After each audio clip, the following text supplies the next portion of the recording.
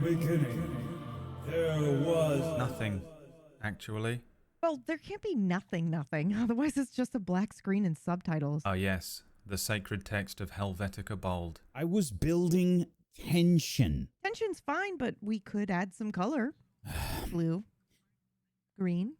Green is continenty. Nothing says ancient cosmic creation like lime green captions. Fine. In the beginning, there was lime green. Well, I guess technically it's not nothing either, because there are 3 continents at the moment. In the beginning, there was... 3 continents and PB's next shill show. Solmira awaits its 4th land. And this time, you get to build it. Chat gets god powers. What could possibly go wrong? For 8 weeks, your choices will carve the rivers, raise mountains, and rename everything sensible. They show up, throw $5 at the void, and suddenly, mountains. Very inappropriately named mountains, probably. Oh, definitely. Someone's going to name one Mount Steve. I was thinking more like Mount Cleve. For 8 weeks, I shall forge a continent using chaos, questionable taste, and the collective power of monetization. And when it's done, you'll have built a world which others can actually play in. Which, frankly, is terrifying. In the beginning, there was Genesis.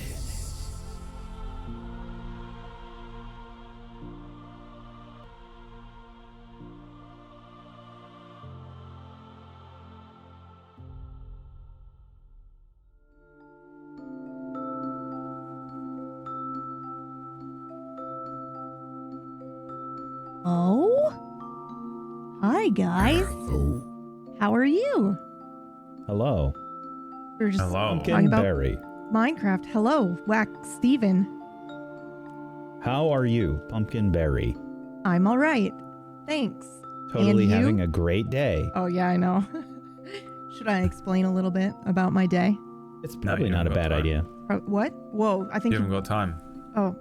Oh, yeah, I gotta go very quickly because they're doing work in the unit above me and there could be drilling at any second, guys. And so unless the guys, we don't want them to have to try to figure out what my notes mean because that's going to be a disaster. So I'm going to try to go over everything as quickly as I can. And then that way, if they need to take over, they can do so without it being a total disaster. But hello, I hope you are well. Welcome to week 5 of Genesis. And this week, we're focusing on war and legends. The way that mhm. my stomach fell through the floor when you said week 5 and the impending doom. Oh yeah, I'm sorry. Week 5, yeah. We've only got 3 weeks left. Yeah, so this week we're going to be focusing on war and legends. Before I forget, because last time I forgot, let me just hit the disclaimer right away because the menu's already up. So obviously, guys, we love this. This has been so fun. Everybody's been so creative and wonderful. But when you contribute to this project, you are agreeing to let it become part of the whole. In part, you're agreeing to let people add to it. Later, you're also agreeing to let it become part of Solmira, and you can't claim that you own it later, obviously. Okay, cool. I feel like there's normally something else that I say. Oh, yes. Please include whichever name you would like credited in your donation message or your tip message. Sorry, Wack. So that way I can keep track. And also, if you are able to join our Discord, in your tip message as well, include the email or your Discord name so that I can make sure that you get either invited to the channel or you get an email of the map PDF when it's done. Those are the 2 things I normally say. Okay, this week, hold on, before anybody goes crazy. This week, we're starting with skirmishes, battlefields, and sieges, but I'll get to that in a second because the final call for these things down below are also up right now and will only last, I think, for about the first 2 stages. So we're going back to the original method of menus where we do stage 1, and then once we unlock stage 2, we move to stage 2, and then stage 3. And once these things, there's a limited number of some of these things, and once they're gone, they're gone. So it's that again. However, I did notice that we were very close. The community went fucking nuts. Brackberry is legendary. Tico, I think, was very close to being legendary. Hold on, let me just double check. I've had some help. Big shout out to April and everyone who's been helping in the Discord. We had an up-to-date menu here. Let me just double check. I'm pretty sure that you guys are legendary already. Okay. What? Please hold. What? Okay, that's what I thought. Okay, Tico should actually be on the make legendary list as well. So we had the community come in and make the kite racing legendary. So, or not kite racing, but just kite travel. So that is like the main travel on this continent. It's also legendary status. So if Brad, Whack, or I want to introduce it in a small way or a big way into the other continents, we can definitely do that. It's hit that. It is legendary status, so it can span beyond the continent. Somebody also came in and made Brackberry legendary as well. So we're an adventuring party, which we'll get to here in a minute. The Mercurial Academy is $100 away from being legendary status. Tico is $100 away from becoming legendary status. Same thing for the Halfling clan and the Ice Dragon. And then people had wish lists. I just wanted to shout out those of you who went through the Discord. People had like wish lists of things that they were hoping for, or they had only had a certain amount of money and they were hoping that it would become something else. And people just helped make that difference together as a community. And I just thought that that was pretty fucking magical. Okay, let me add Tico to this list here. And then I will explain the skirmishes. But I did want to reiterate that these things, these make legendary stuff, this is last call for these.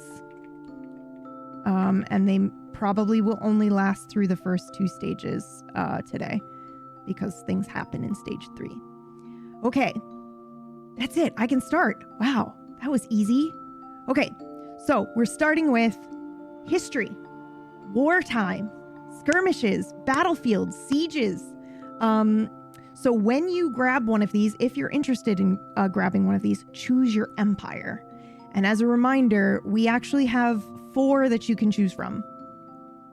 And technically you don't have to choose an empire. You can choose like an area if you'd like.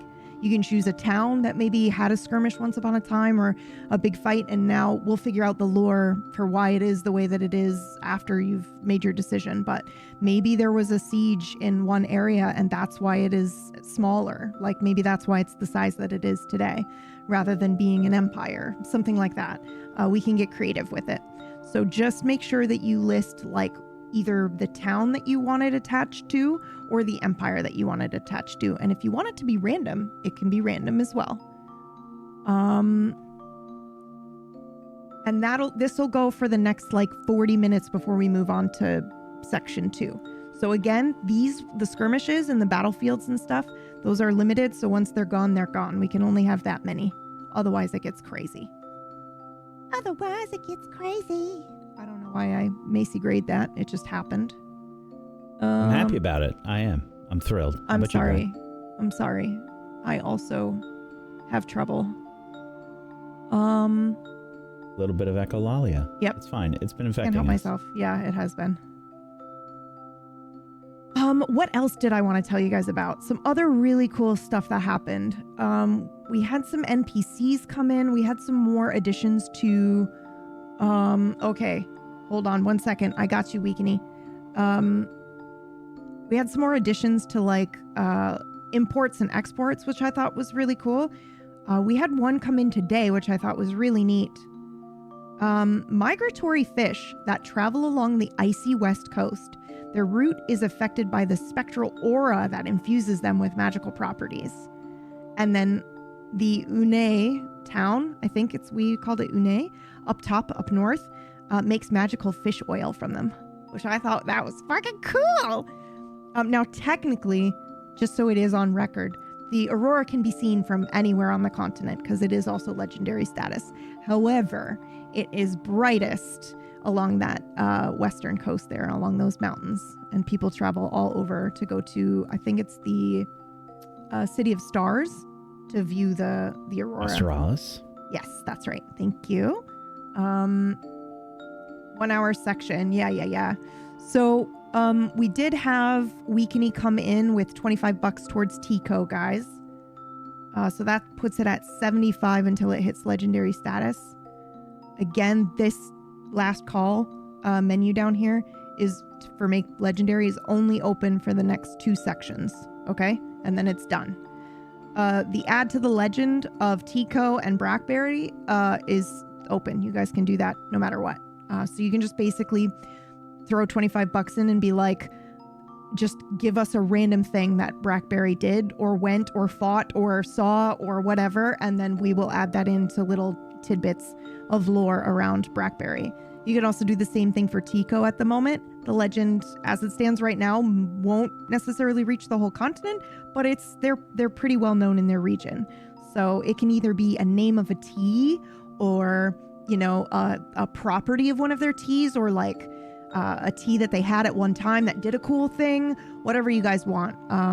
We can add lore to either of those things at the moment. And now I have some votes for us as well. Okay, let me update. Or I'm gonna forget. Let me update this menu here.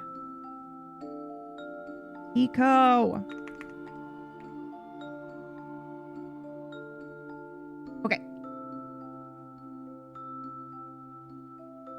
I know you guys aren't gonna understand what these votes are for, but I need you to trust fall with me, okay? And it is vote, right? Or is it poll? I think it's poll. I think it's poll. Yep. Okay.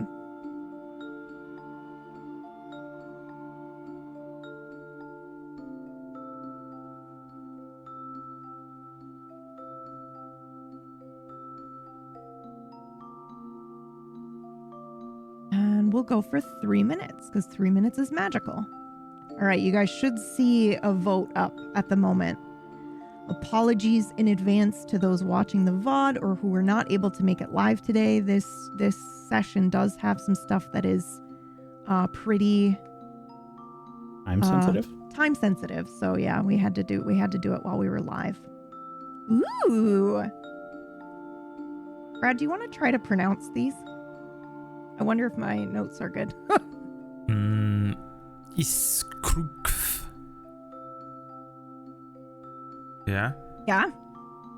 I mean, I don't actually know. I have to be told if I'm doing good or bad. You're doing great.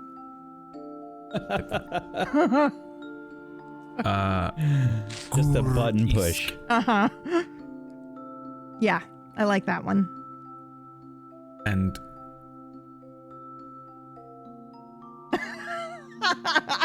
well, it says there's an apostrophe in this, but I don't see an apostrophe in it, so. Oh, it's supposed to be after the R. My bad. Or wait. Nope. So it's here.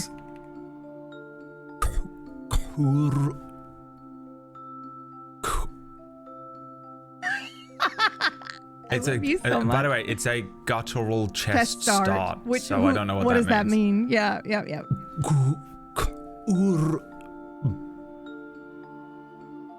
Throat catch at apostrophe. Yeah.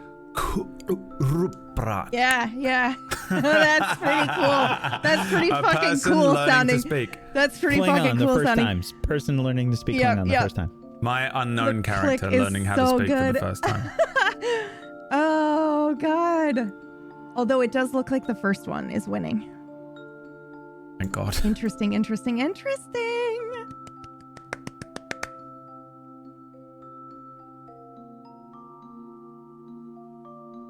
Oh, we just had oh my God. Okay, Tico's legendary, guys. Thank you, Leo. Holy crap. Please hold. That was a community effort from everyone, which was so cool. I mean, they all are, technically. Even the Ice Dragon, people have been thrown in for that. I also have some surprises that I can't tell you guys about yet. That came in that I thought was pretty fucking cool. But we'll get to them in stage 3. I have a question for Brad and Whack. When do you guys do like history and wars and stuff like that when you're world building? So if we're talking about Oscara and what I'm doing so far, I haven't written a lot of the specifics for the history. It's like I have a general vague knowledge, and I'm going to do it. Yeah. But my vague knowledge is like, okay, the Empire took over at this time.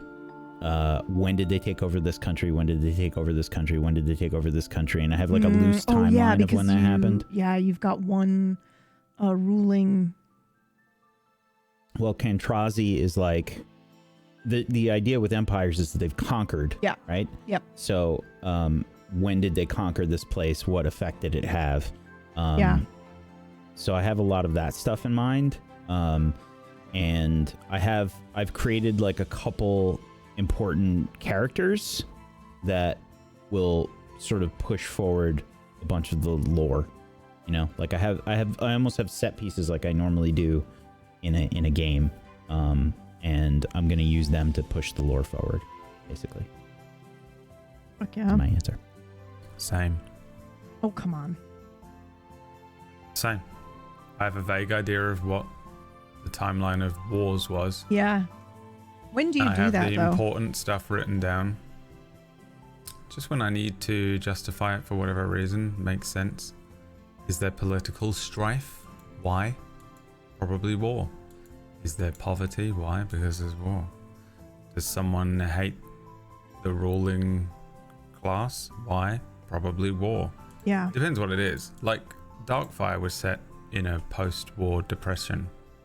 And I was like, because I wanted there to be a gang or like a set, like a high level of brigandry on the road. Yeah. So I was like, why?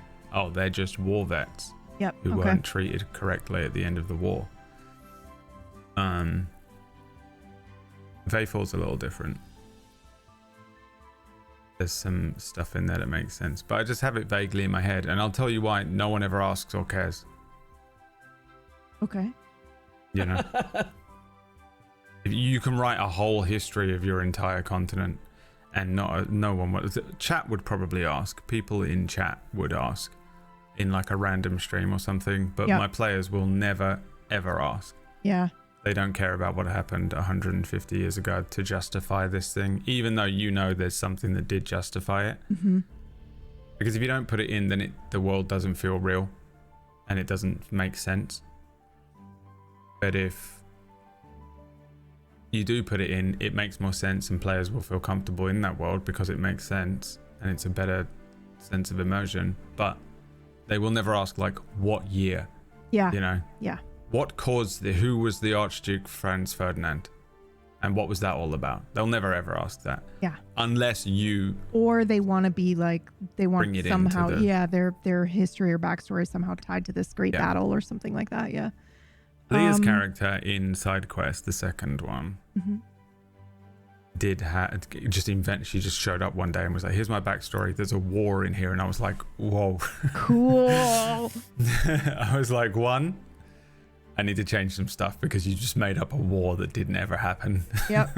And so now I'm like, okay, all right then. But yeah, there's a war in Vayfall that was called the Tenfold War, I think. That was a thing that was made up by Leah. So sometimes there's stuff like that as well. Yeah, I don't normally do the details, but I know what it is in my head for a feeling usually. Yeah. And sometimes that's DMing, right? You don't need to know. Yep. If I write everything down specifically, I spend too long like pouring through my thing instead of basically improving it.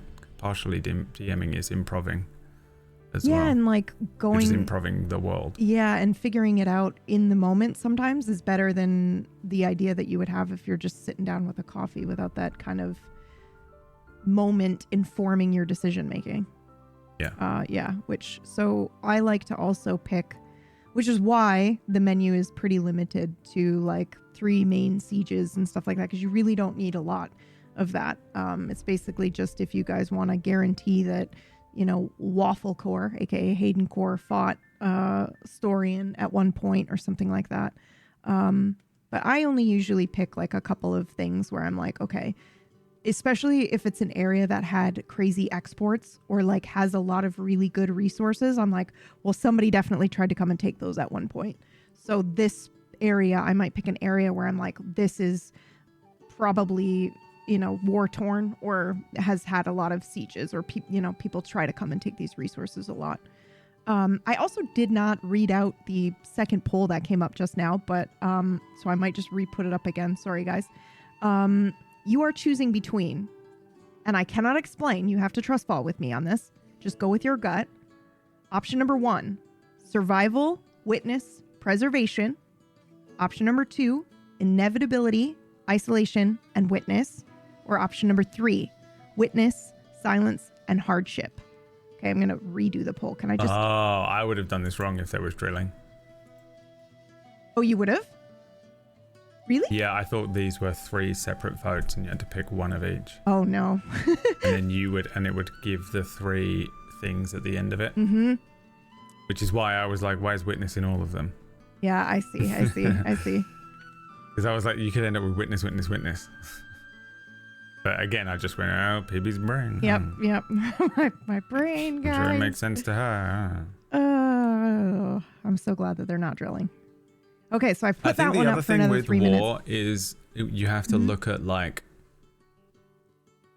is this like a weird totalitarian, power-hungry, corrupt yeah, so civilization? That's going to help inform this as well. Like if they grab some battles and skirmishes and they end up around a certain area, we can kind of guess that one of these empires is going to be a little bit hungrier than the other.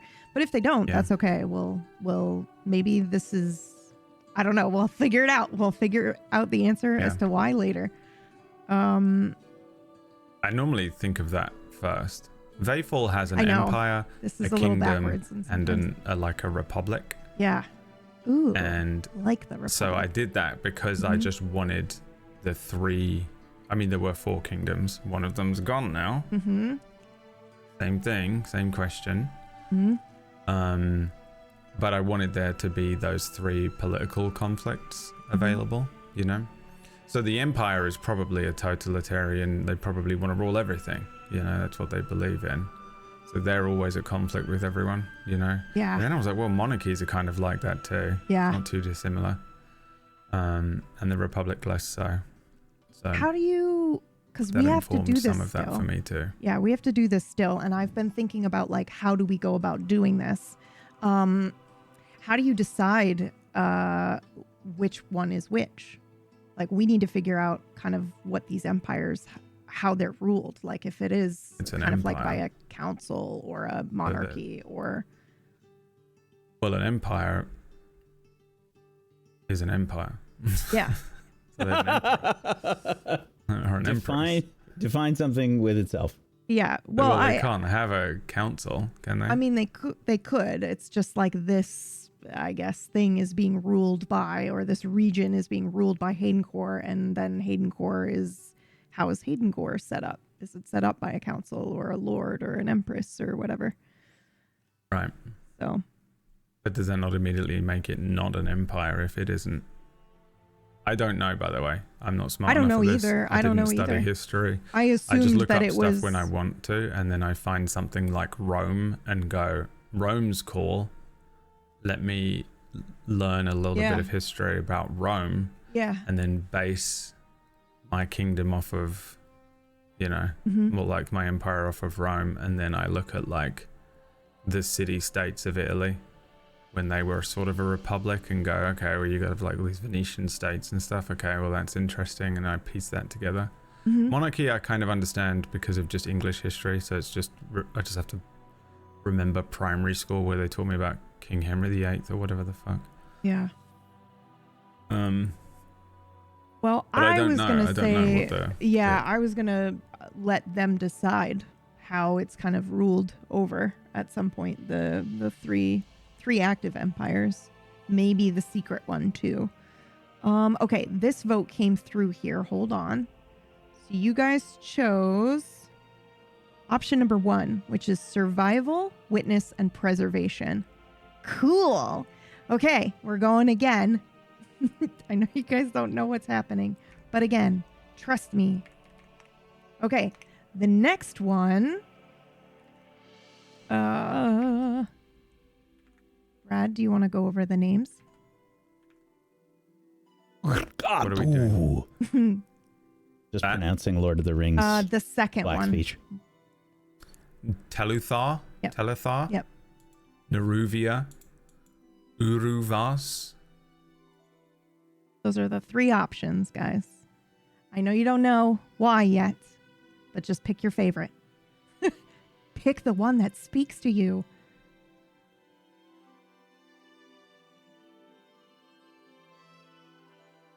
Keepers here. This is who we need. Technically, an empire means an emperor or an empress, but I think PB is using empire to mean large area ruled by one group or person. Yep. Okay. I sure was. See, I just called that a country. On Vayful. Oh, yeah. Country. Country. Because I was yeah. like, it's not a kingdom. Oh, I Yes. guess. Yeah. Kingdom sounds nice in fantasy, It but does. it's like a... But that would imply that it is ruled by a king. Right. That's your ruling system. Mm-hmm. A realm. I guess a realm would be good. Yeah, realm is pretty good. Realm sounds rather nice than and empire. Fantastical. Yeah. A nation. Because I think that at least I was imagining that because we also didn't know how big the realms were I going to thought be or you the had empires were some going to plan be. for it. So I thought this was like, you were like, I want there to be 4 warring emperors. oh god, I didn't no. know why. I mean, I was like, well- this is something that you had in your head for some That's reason. also what I imagined.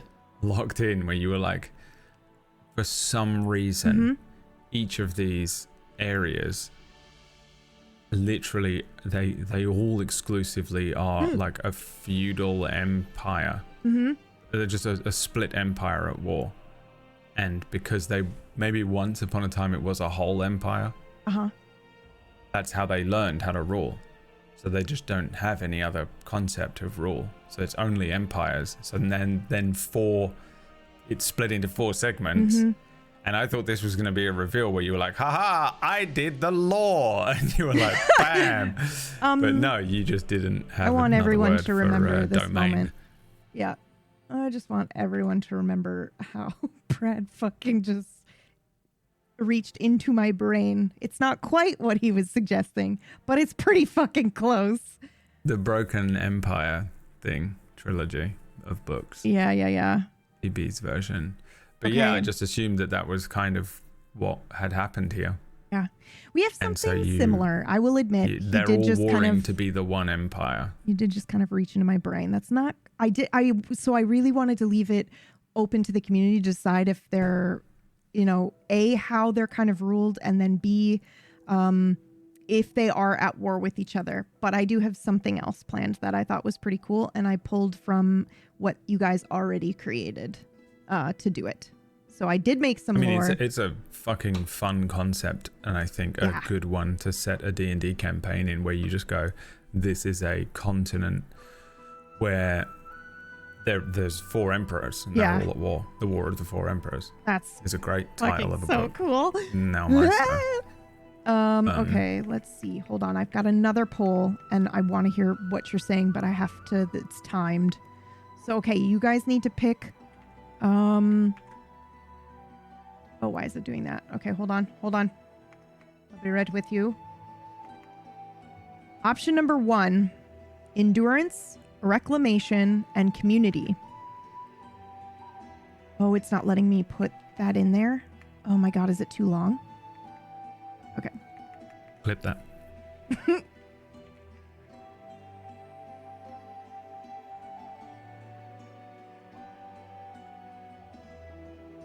Okay. You guys will just have to go with it, I guess. I'm shortening them, so if you have any questions, you can ask. Option number 2. So, option number 1, I'll go over them again. I'm having to shorten them. Yes, that's right. I'm having to shorten everything so that it fits in here. So the first option number 1 would be endurance, reclamation, community. Option number 2 is patience, adaptation, and endurance. And option number 3 is endurance, reckoning, and change.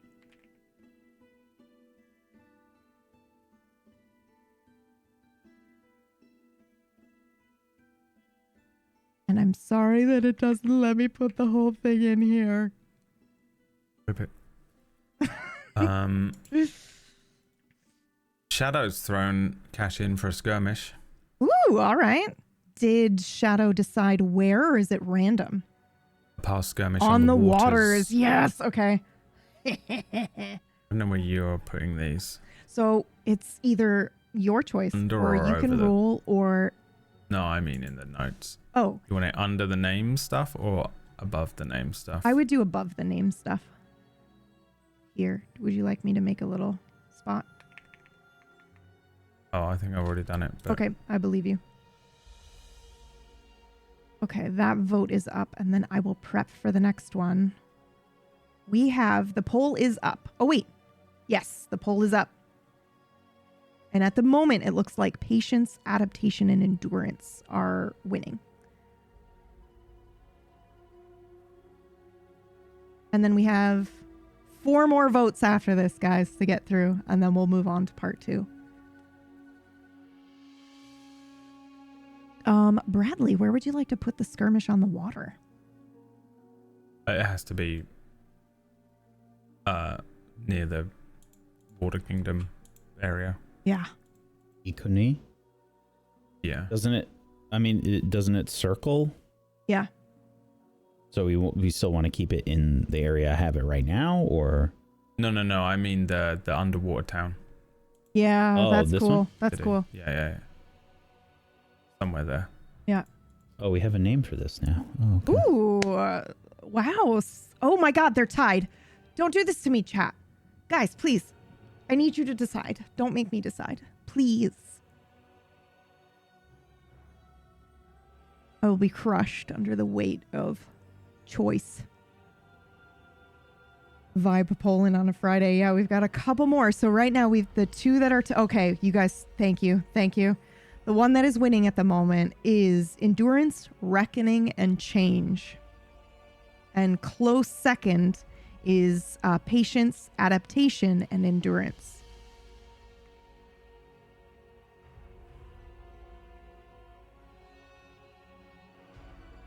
Bum, bum, bum, bum. It's closing. We have about 10, 15 seconds left. Oh, wow. The last one is now definitely winning. Take it away. Where did you put the skirmish, Brad? What do you mean? On the map or in the... Yeah, we're not going to actually label it on the map, but I'm going to put it in the notes as to the history of an area. So you wanted to attach it to the underwater city, right? Yeah, I think you don't said. know Yep. what it's called. The underwater city. It's Hazel like Sumara. Marin or Marin or something like that. Or whatever Whack just said in French, because it was awesome. Hazel Sumara. Oh, Yeah. it's that one. Yeah. So we have a skirmish tied to them, which we will figure out here. Hold on. Okay, we have a winner for the poll. All right. Whoa. Oh, reckoning and change. Okay, that's the one. Okay, you guys have chosen endurance, reckoning, and change. Now we've got 3 more votes coming in here. Here's another one. Brad, do you want to do the names? I mostly just like This to hear if he one imagines them is pronounced the same way I do. This is literally just for me. Solvaris, Calithian, and Ulnaris. Oops. Okay, hold on. You skipped one, but I'm changing it. Oh, Fucking No, it's draw okay. and I just quarter him. No. I thought there We'll was just only have to go- 3. No, there's oh, 4. it's because Yeah. I shrunk the first one by accident and didn't realize you could even do that Yeah. Okay. on Perfect. Obsidian. I'm so sorry. I was curious if you imagine them being pronounced the same way I did. Would you repeat those for me? Because I was doing something else. wanted to know. Solvaris, Uh-huh. Calithian, Mm-hmm. and Ulnaris. Ulnaris. Okay, yep. And how did you pronounce the villain in Final Fantasy VIII? Magus. Great.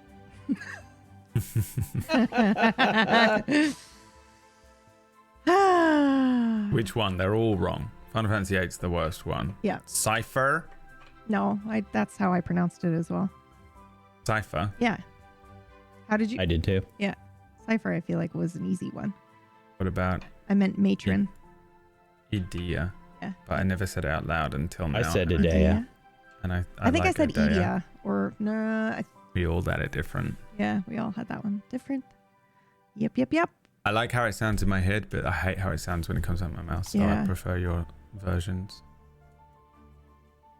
Idia. I never said any of them out loud until I was Idea about sounds pretty 32. cool. Kind of has deity in it, right? That's pretty fucking Yeah. neat. Pretty neat. Okay.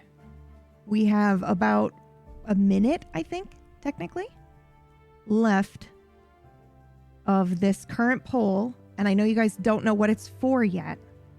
Just trust fall at the moment. Pick your favorite. Pick the way you like the way it sounds coming out of Brad's mouth. Oh no, they've said it again. God damn it. Ida. Glitchy pronounced it Ida. Alright, banned. Yeah. You can get it wrong. Might as well have called her Quistis. Quistis is insane. Christ, this is so I also heard cool. someone call her Kestis and was like, Kestis. Al Kestis. Yeah, I was gonna say I not sure I can separate the two anymore.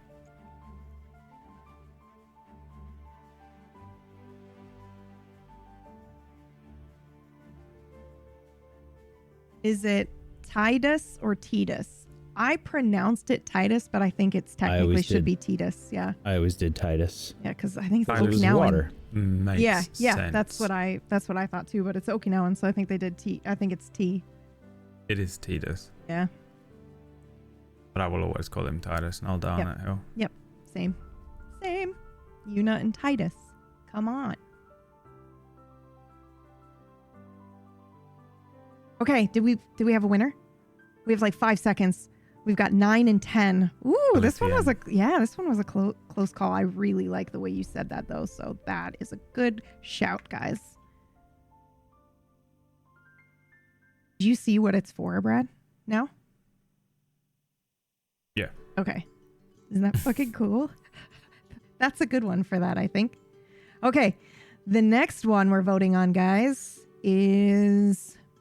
Oh. Let me see if these will just copy paste in here this time.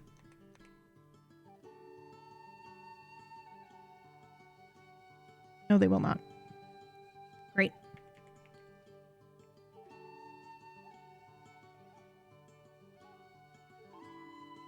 Okay, so option number 1 is rebirth, destruction, and renewal. Option number 2 is destruction, sacrifice, and purge. And option number 3 is passion, revolution, and destruction. I feel like the last one was the stages of Thanksgiving.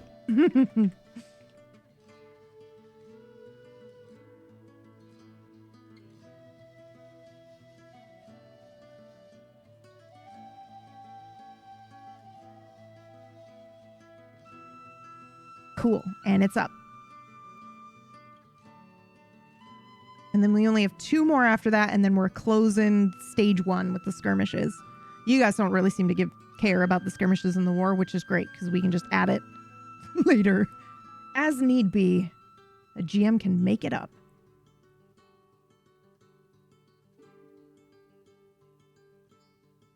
They're going to want this back so much after we justify the realms or whatever we want to call them, empires.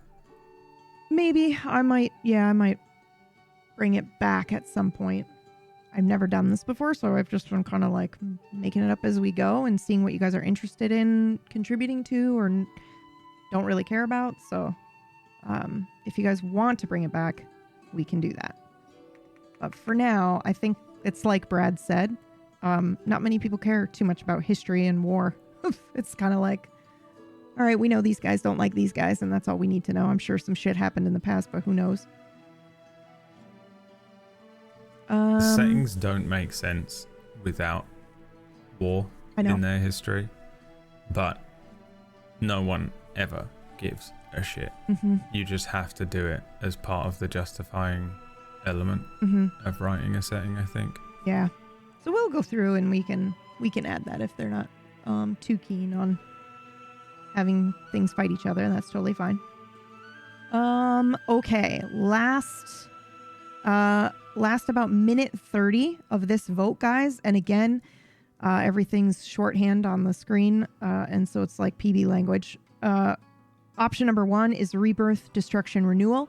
Option number 2 is destruction, sacrifice, and purge. And option number 3 is passion, revolution, and destruction. And right now, we basically have 1 and 3 at war with each other. They're very closely fighting. What should be included in the tip? Just the name and who they were between? Yeah, like if you want to go so far as naming a battle and putting like between who and who, definitely go for it. You can also just drop a random battlefield down somewhere. It just means, I guess I should have maybe explained what these things are going to do. So these are actually secret loot tiers. So if the players go around these areas, we're gonna figure out what exactly the loot is. I think that's next week.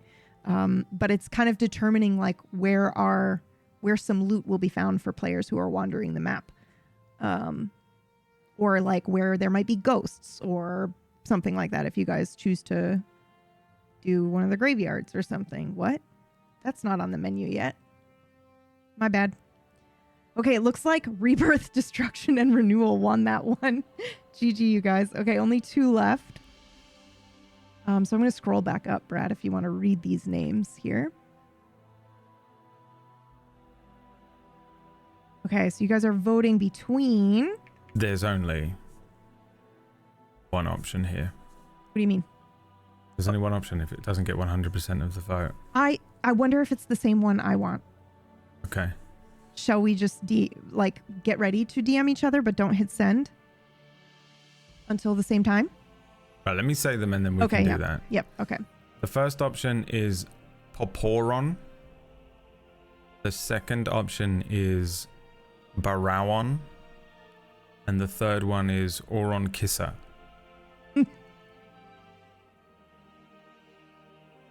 I would have said Kisa.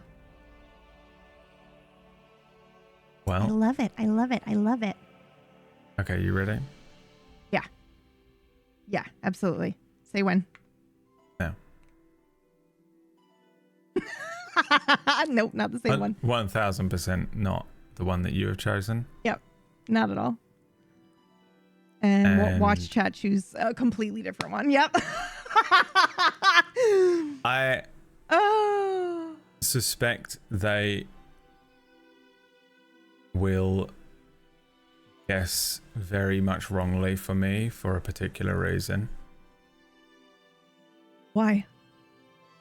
Oh, they've tied ours. That's pretty fun. There's one that I bitterly hate.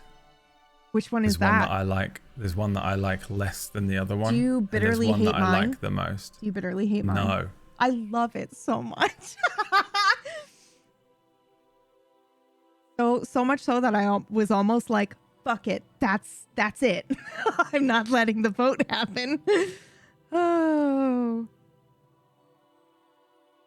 So you heard that here. You can get this wrong, chat. And I was imagining... Oh, did I spell that? I spelled the second one wrong, you guys, on the thing. Oh, no, I didn't. Okay, we're good. You didn't. Yeah, I thought I did, but dyslexia. Well, chat, you know what to do. Don't do it. Don't do that.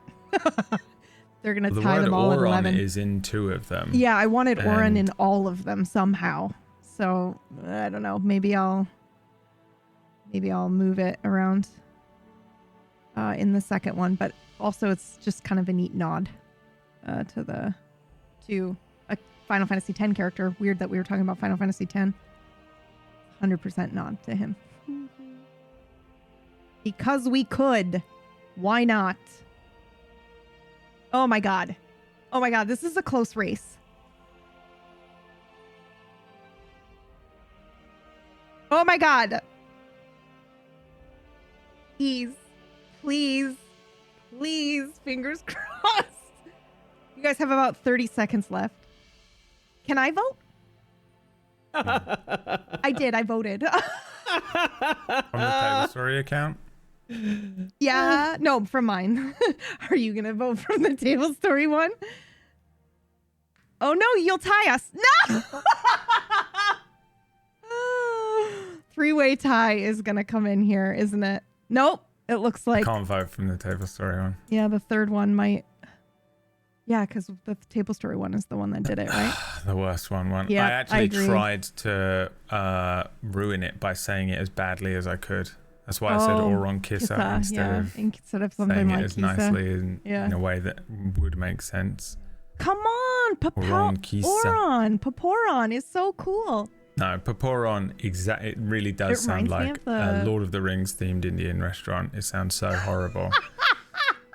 Oron Kissa just sounds like I want to kiss Oron, which is a stupid name for something. And then you have a really interesting remix of the word Oron for the second one because of pure dyslexia, but it sounded so much cooler. Yeah. Okay, so now we are voting on, hold on.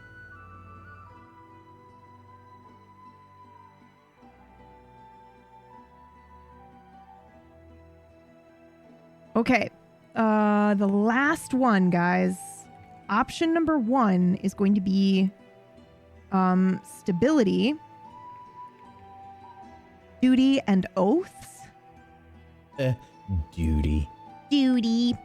And option number 2 is balance, oaths, and cycles. And option number 3 is death, creation, and oaths.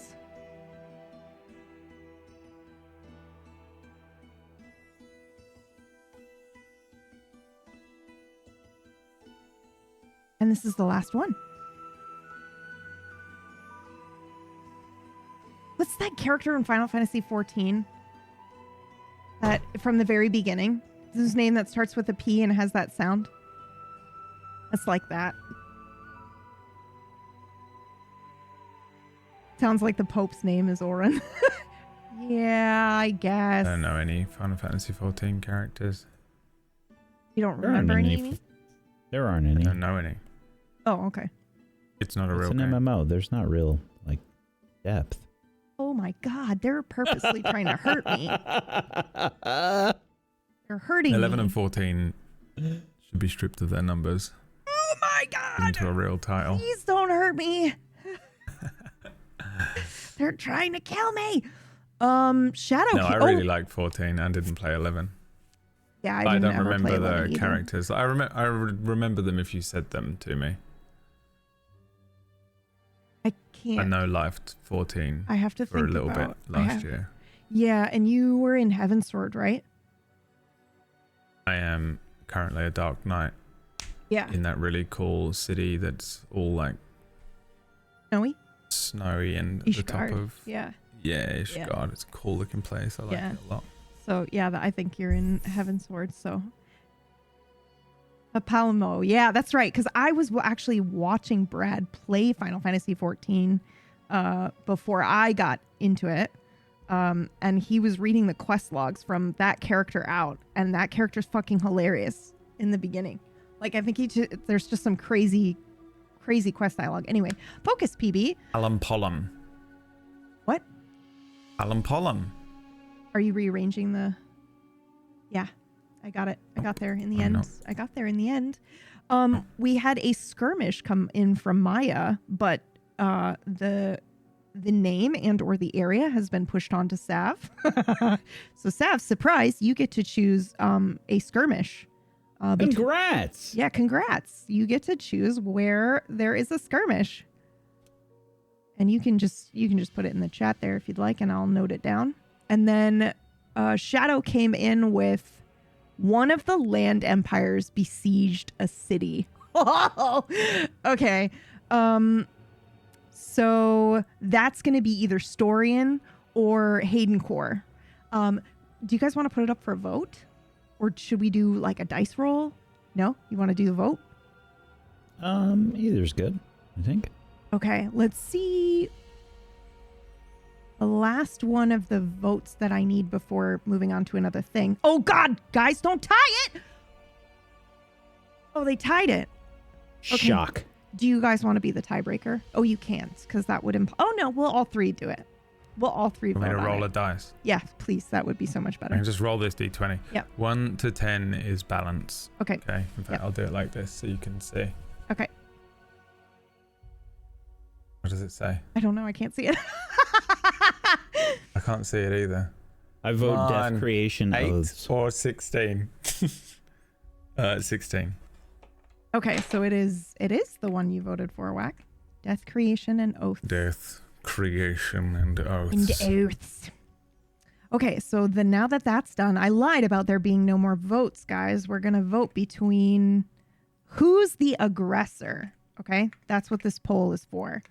Death, creation, and oaths, and balance oaths and cycles are the same thing. Change my mind. Yep. Uh-huh. So it was perfectly balanced, and then they voted for it to be in balance, and then we voted against balance, even though really it's just balance anyway. Ooh, wait a second. The philosophy of Palom Polum.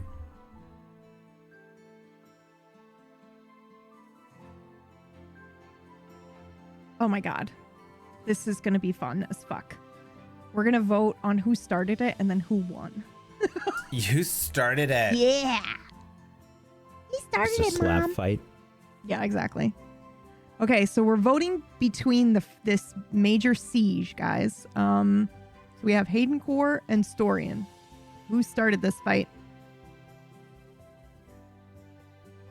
And then I believe it says they besieged a city. So we're going to go for a nearby something in their empire, I think. Oh, I find this stuff kind of really interesting because it helps you determine how the city or that area might feel towards the empire that they're in or the realm that they're in. So like, if they've sieged a nearby city, then that, they might not really enjoy anybody related to the Hayden Core main city or anything like that, There might be rebels. Yes. There might be all sorts of stuff. Oh, wow. Hayden Core is dominating this. Okay. Are we learning that Hayden Core is a bit more violent? Everyone seems to feel the same. It's because they are Storians. Some of One them of the are, cities some is of them called are Hayden Core. Storians, which is Yeah. what we call Yeah, our that is community. true. That is true. So they It's an I am feel a Spartacus kinship moment. to it. Yeah, some of them are what's the add to legend? Oh, that's if you that's if you want to add a rumor or a story or something related to those two legendary things. So like Brackberry, you could be like fought a troll in this town, and you're just adding to that legend of what you guys kind of made legendary. And Tico is the same thing. You guys could I thought it'd be neat if I let you guys kind of determine the menu. But then I was also like, I have no idea if I'll be able to, include a menu for them or how you guys wanted to do that. So I just said anything related to Tico, you could just kind of add to the lore and the legend of that. So, yeah, I thought that would be neat. Also, we do still have the make legendary is the Ice Dragon, that the Mercurial Academy, and the Halfling Clan. So those three things are $100 away from being like continent-wide legendary. You can chip in towards that said thing. You don't have to do the full amount. The whole community's been kind of chipping in on everything. So those are only going to be available to bump for the next hour. Actually, we're about to switch over into stage 2. And I got all the other votes, right? Yes. Okay, so now we're doing Hayden Core 1. So Hayden Core is the aggressor. Now let's take a look at the map here. Whack, you keep doing your thing. I've got mine open too. Ooh. Yeah, I'm all over the place today because we're not doing like specific terrain stuff. Yeah, Sorry. no, you're good. Yeah, you keep doing what you're doing. Ooh, Brad, what do we think about the neighboring town? It's got to be like something like, I mean, hold on. Do we want to go bold and say that they're the reason why that ruined, empire is ruined? I don't know what you're asking me right now. So there's hold on, let me just show you the screenshot here. So Haydencore aggressed against a neighboring city, but that other, that mountain range has an empty, abandoned empire. Like a capital city is there that's just empty. So I'm wondering if makes sense. They're the reason. Yeah, like that's just kind of perfect. They're the reason why. Okay. So then we don't need to vote then on who won because it's clear that Haydencore won that fight. Well, is it? Is it though? Okay, hold on. I'm writing this down. Hold on, Trap.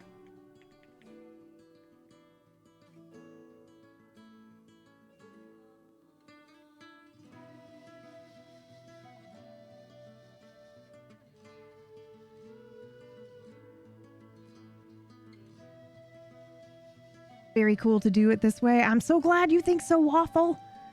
Okay, we got a couple more things coming out. I'm gonna switch the menu, guys. So I'll just do the final minute or two of the skirmish, battlefield, and sieges. If you guys want to grab any more of those, now's the time because I'm gonna switch to the second menu here.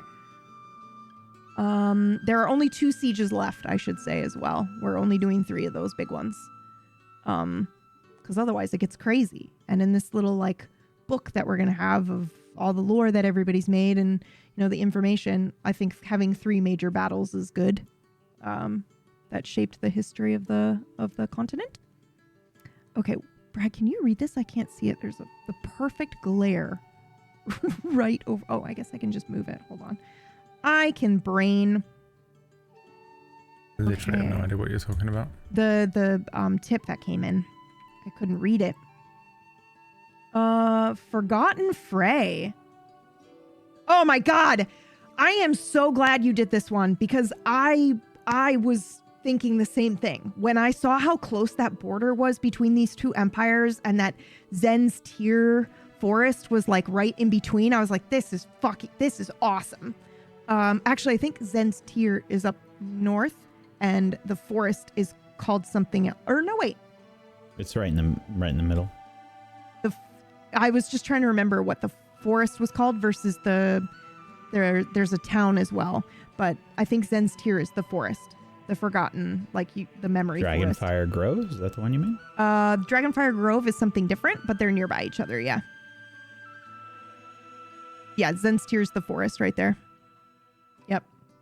Yeah, so Zen's Tier's forest is like right on the border between Storian and Haydencore, and so I was like, man, why do they? Maybe that's why they call it, Zen's Tier. Maybe there was a battle here or something like that. So I thought that was pretty fucking neat. So I'm just gonna mark the same here. Zen's Tear. Exactly. It could be either way. So that we'll say is between Haydencore versus Storian, guys. And then we're gonna let you guys choose again who was the aggressor here. Oh wait. Wait, it does let you vote.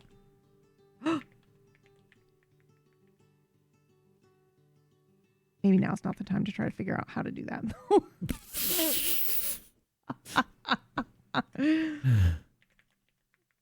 Okay, who started it? Option number 1 is Haydencore and 2 is Storian. Go.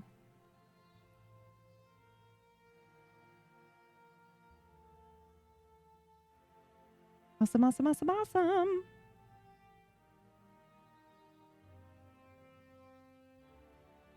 And then we'll have you guys vote on who won as well. Which is super fun. Now they're voting Storian because I got called out last time. Oh. Or maybe they just think that that's interesting.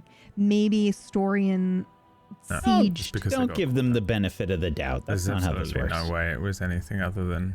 Maybe Storian came after Haydencore after Haydencore went after the other empire, which I'm thinking is the hidden empire up top. They just fucking bailed in the middle of the siege, probably. And I think that that is fucking so cool. Did they just disappear, do you think, in the middle of this battle? What do you think happened? Bradley. Sounds like law that we... I'm cracking your brain open. Well, we can now, because that's what we're doing right now. We're doing the fight and all that stuff. I don't know anything about these kingdoms. Okay. Fair. To be making this decision. This is too big of a decision. This is too big of a choice. Flippantly making. Well, but it's informing who the empire is, I think, based on that Are you fucking decision. kidding me? Why did they leave? Uh-huh. What do you mean, why did they leave? How did they leave? That's what I was saying. Balaam Garden? Well, did they magically lift up? That's what Is I was it asking steampunk? you. Did they Is just it disappear? tech? Did they? Is it How did they? magitech? Yeah. Did they? Get out of fucking here. vanish? I can't answer that question. Well, I'm curious. What do you think we are? Some sort of Some sort of creative. some sort of creators? Yeah, I guess so. How dare you? Uh-huh. No, I will Okay. not answer this question. All right. Not after mean, everything chat has done. I was not asking you to make the decision. I was I'm not asking you taking to it from them. brainstorm some ideas so that they could No. vote or choose. No Okay. way. Cool. Love that. Love it so Absolutely much. not. Okay, Storian, it looks like started it, but I'm going to leave it for now.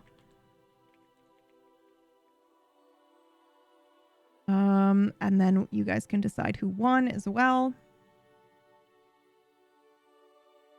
Here in just a moment.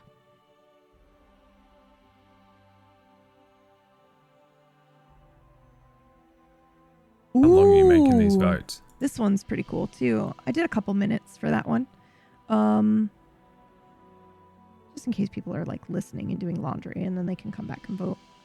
They should be sitting here front and center, actively participating at all times. Okay. So it also looks like Ikani circled the continent one year and got into a fight with Storian. Something caused it to fizzle out before this got out of hand. Very cool.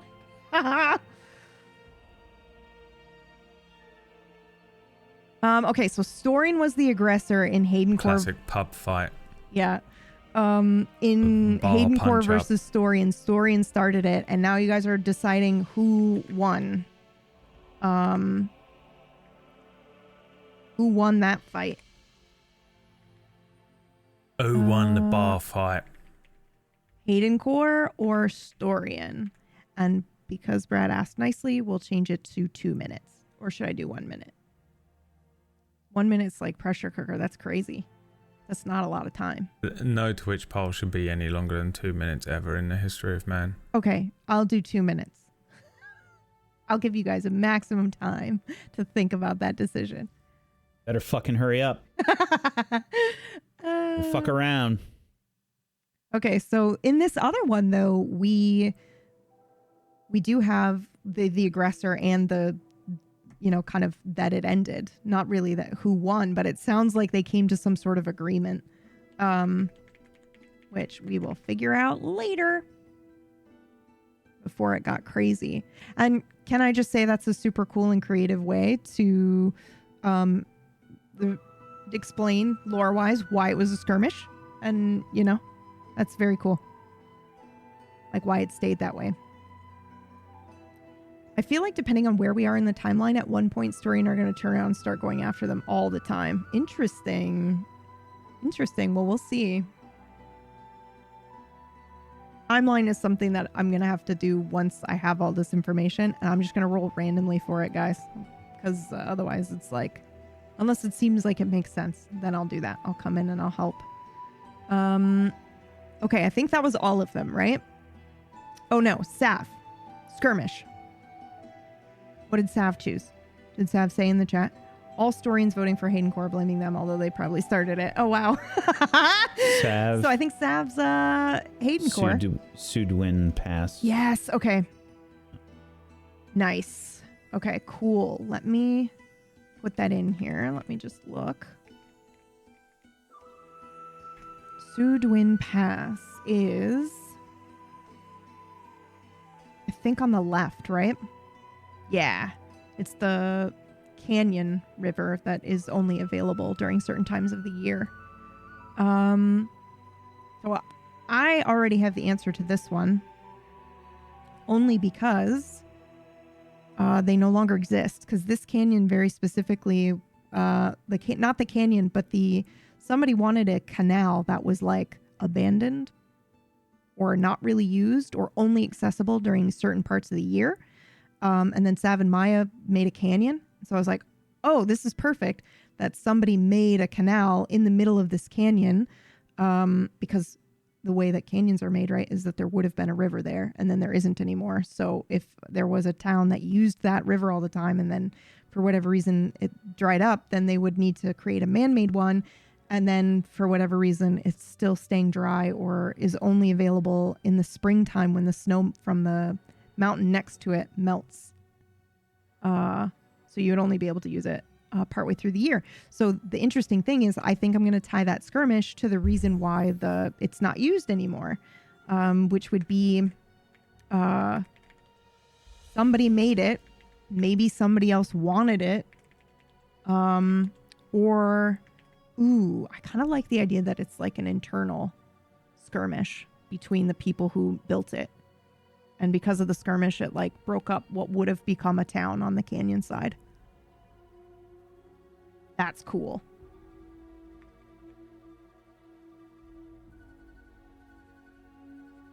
Skirmish over Sudwin Pass. Cool. Okay. I think that's it, right? Yes. There was a vote going for something. Was there? Who won? Did I do that one already? Did we pick a winner? Am I blind? I don't think I saw one. Did you not do it? Did I not do it? Storian one. Storian one. Okay, so Storian aggroed and won. Okay, thanks, guys. Okay, perfect. Now, we're closing that menu and we are opening stage 2. Please hold. I'm sorry if I'm moving the map around like crazy. I'm at like full speed map making today. Good. I find it mesmerizing to watch. Yeah, me too. Okay, let's see. Last call here.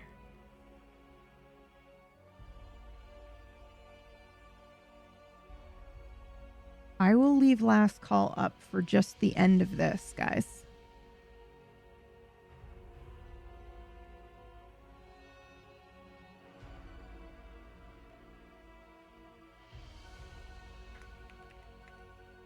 Okay, so new menu we have unlocked.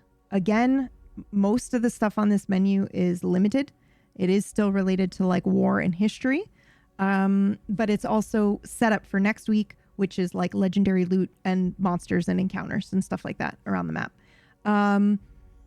So loot drop, $25. Then we've got ruins for 50, and these are probably going to be tied to like a skirmish or a battle. Even if one doesn't already exist, we will then make one and the three of us will figure out a name for it or something like that. If you want to do a marked grave, you can do that. I think I was supposed to only have 4 of those, so please hold. Let me update that here. So the marked grave can either be for one like person in the battle, a general, a hero, something like that, or it can be a graveyard. And you just choose, if you're choosing to do the grave, the marked grave or the graveyard, just let me know if you don't want it, if you want it to be unmarked, like the players wouldn't know that they're now walking over Gettysburg, that kind of thing. That is also an option. You just have to let me know that that's what you want. And then also if you could just let me know in the message if you're cool with ghosts or zombies, like either one of those things in the area, or pick one. Because that's kind of what I'm thinking would probably happen. And then we have 2 bays where there are it's a graveyard of ships. So shipwrecks. And then we also have scorched and scarred earth. So there will be an area on the map that is then marked because of a battle. And if it exists already, cool, we'll apply it to that. Please just say in your message, like if you want it in the skirmish between, like if you, for example, if you wanted Dragonfire Grove to have literally scorched earth along the coastline or something from the fight between Storian and Haydencourt, just say so in the message so that I got it. And otherwise, if you don't, we're going to make up a new one and we're going to make it random as to where it is or who it was from. Any questions? Any yes, question? one. Yeah. Mm-hmm. What is Gettysburg? What does that mean? It's just a huge fight in the U.S. A huge battle. And it's then like a famous battle. Yeah, and then Civil War? And then there are a lot of unmarked graves. People just know that that's where a huge fight happened. And sorry, I was finishing the answer to your question. It's also time. Where yes. Abraham Lincoln made a speech about slavery. That was Civil War. Yeah. Abraham Lincoln was Civil War? Okay, got it. Yes. Can a city have parts of it scarred or scorched? I would say yes, because our disclaimer was like, you gotta be willing to let your thing get added upon. But my heart breaks in advance for somebody who's like poured a lot into a city and then all of a sudden it becomes scorched and scarred.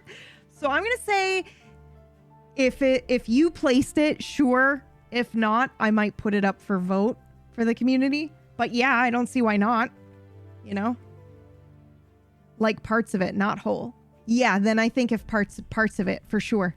It's just adding to the lore of the city, which is kind of neat. And then we can figure out why it was never repaired. Maybe it's a reminder. Maybe it's just not efficient. Whatever the case may be. Super cool. I would like to add the Berlin Wall. I was waiting for you to mix up the words and pronounce it in a weird way. Okay, that is for Mercurial Academy. Oh my god, okay. Also, for reasons you just have to trust fall with me, guys, that fucking ice dragon. Can we all just chip in $5 for the ice dragon? Please, please, please, please, please, please. I have plans. I have plans. Don't lie, it's just a dragon. Pretending absolutely has no plans. Just wants a dragon. Okay. Fair. Mercurial Academy is only $50 away, guys. And then the Halfling Clan, which is in the Teethlands Marsh, is $100 away. Because people came in and chipped in on all of these throughout the week. Finks Gaming. I recently ran a city with one destroyed/ruined district. They never really asked why. And I bet you have 6 pages of lore. Why? Yeah. Yeah. And they didn't, you were like, and that's over by the ruined district. And they were like, yeah, I want to buy a potion before we go into the dungeon. Can I have sex with the house? You can. I the house the that's wall. near the ruined district. Yeah, I'm gonna ruin that house. 20 to the dragon. Thank you so much. Thank you, thank you, thank you, thank you. I'll actually just tell you guys now. Brad, will you read the name for that one? The winning name? Yeah. Iskruk. Yeah. As much explosion I could get. Oh, that is the That's ice what you dragon. voted on. That's what you voted on. Which is the ice dragon in F10, which is the frozen forest. And then we have other surprise around dragon as well. So basically what you're deciding right now is how legendary is the story of this dragon. And some other things that are attached to it. But yes. And I'm sure you guys can figure it out because now you're like, now wait a second. She had other votes that were similar. And then what does that mean? And then you figured it out because you guys are really smart. So that's cool and exciting. And now you can be as excited as me about what is about to occur. Impossible. Okay, let me update the dragon. Iskrukf. Oh, you do that so well. Nobody else can pronounce I don't know that. if I have a Other than dragon Brad or thing Whack. loaded up. What is this? one? Iskaroof. Got it. It's Karoof. No, It's don't great. hurt me. It's Karoof. Oh. Ah! Okay, so we have the dragon is now The Benedict Cumberbatch-ing. yeah, 80 bucks away from legendary status here.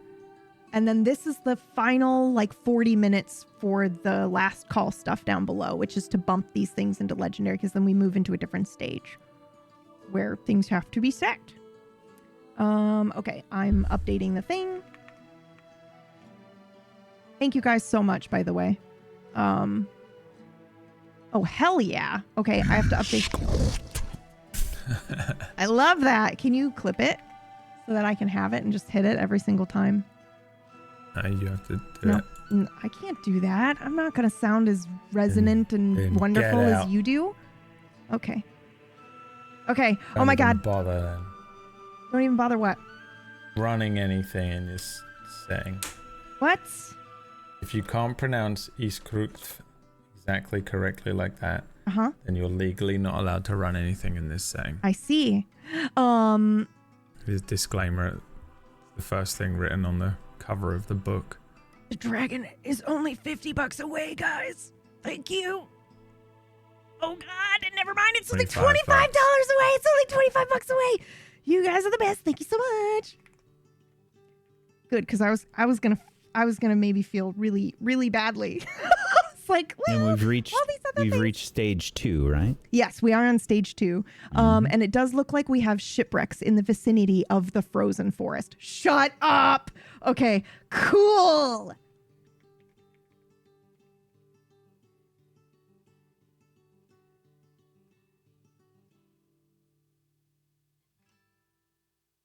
Should probably save. 1,460 changes. Oh yeah, definitely want to do that.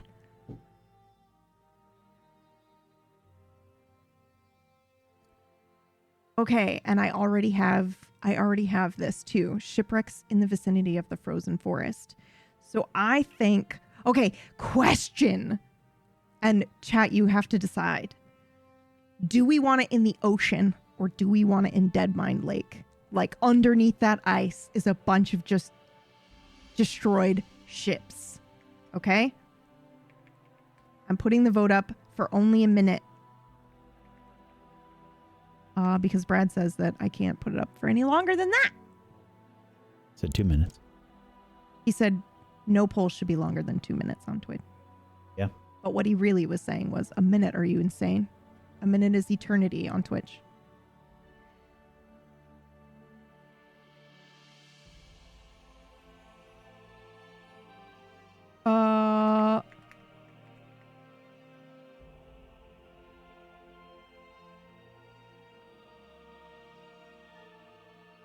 Okay, I've put it up.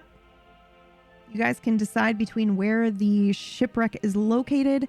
Whack already has it up on the screen for us. It's either going to be the Deadmine Lake, that frozen lake right there, or the ocean coast side here by the Aurora. That's interesting. And isn't that where... This is where the water excuse goes. me, PB, flows the out. Aurora is visible from the entire... It is. The entire I do- continent. Thank you. I do want to say that. It's important to say that. I don't want them to think that their legendary thing is not visible everywhere, because that was the agreement. That was what was on the menu. But that is super interesting. Okay, I think we got it. I think we got the ice dragon, you guys. Yes! Okay. Will you say the name one more time, Brad? Let's see what the notes are. Initial hiss, chest drag on the ooh, and then th to f stop. I mean, doesn't mean anything. Yeah, easy. Bro, we I would was have been just- fine reading these notes. Well, Easy. here's the thing. I was going to remove them. And then when you were like, we can't read your notes, I was like, come on, guys. It's not that hard. And then I was like, I better leave all this crap in here because it's hilarious. Okay, hold on. Let me update this.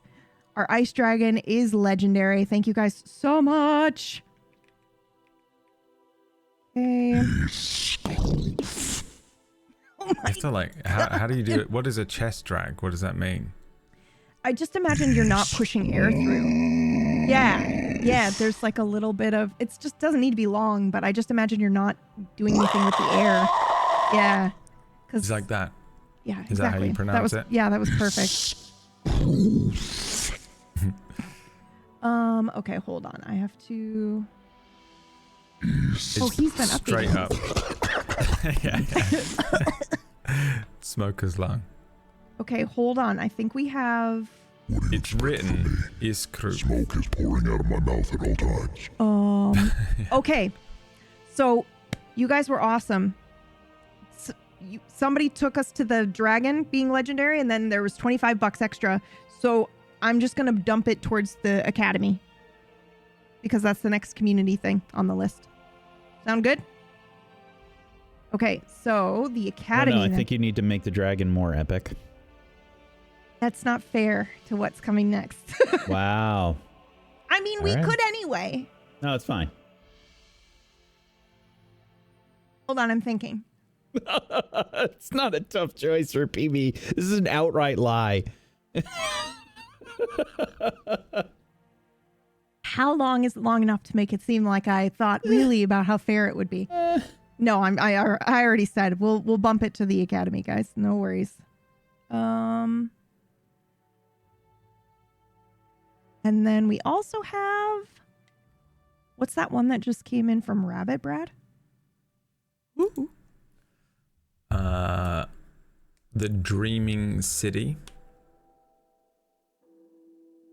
Parts of it are ruined / destroyed as if a major battle took place. Ooh, cool. Okay. Whatever number Brad rolled for population are those that survived. I'm sorry, say that again. Whatever number Brad rolled for the population are those that survived. Oh, that's sick. Okay, cool. Very, very, very, very cool. And that's the Dreaming City is... Only 3 people died. And whatever number I rolled for population, 200,000 lived. And then we also have the final Bay of Shipwrecks, guys. So we don't have any more of those. So let me just update that here. We are out of the Bay of Shipwrecks. And the second Bay of Shipwrecks is actually on the other side of the continent. If I remember correctly, Even Shade. Yeah, Even Shade is on the... Oh, that's cool. We'll have it right in that little bay area. Like right by there. Kind of Bezavina. So when you come into Bezavina to port, you kind of have to navigate some of the shipwrecks. That's cool. Ooh. Well, something to think about is the monsoon area is on that northeastern side, right? Mm-hmm. It's kind of in this area. Mm-hmm. So do we want that to have affected where the shipwrecks are, or do we want to? Are we putting them near Bezavina for a reason? They wanted it near Evan Shade, actually. Even Shade. Even Shade. Yes. Sorry. Gotcha. Yes. Okay. So I imagine it would be somewhere in there. I will add karsts. And never have enough karsts. One of them becomes legendary. One of what? Shadow.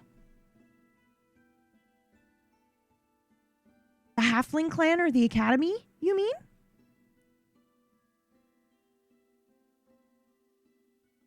Or one of these bays.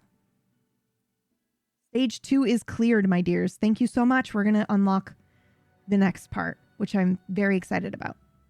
But I just need to clear up this last thing here. Holy shit. Stage 2 went fast. Yeah. Which is becoming legendary, Shadow? The Academy or Halfling? Okay.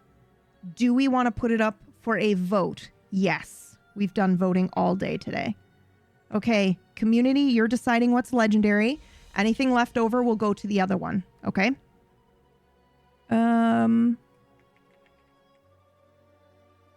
Academy. Halflings. 1 minute. Go.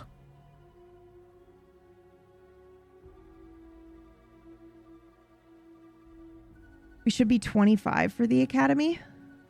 What? I don't think so. Hold on. It was just at 100. Unless I missed one, which is entirely possible.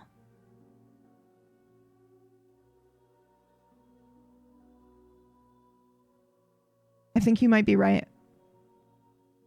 I see it now. There's an Anon one that I missed. My bad. Because the ice dragon came in. Hold on. I'm shattered PB's brain. I'm just doing some math here real quick. Which is shattering my brain. I'm just double, triple checking because I want to be as fair as possible. Double, triple checking. Double, triple That's checking. sextuple checking. Mm-hmm. All right. Wow. You're always right.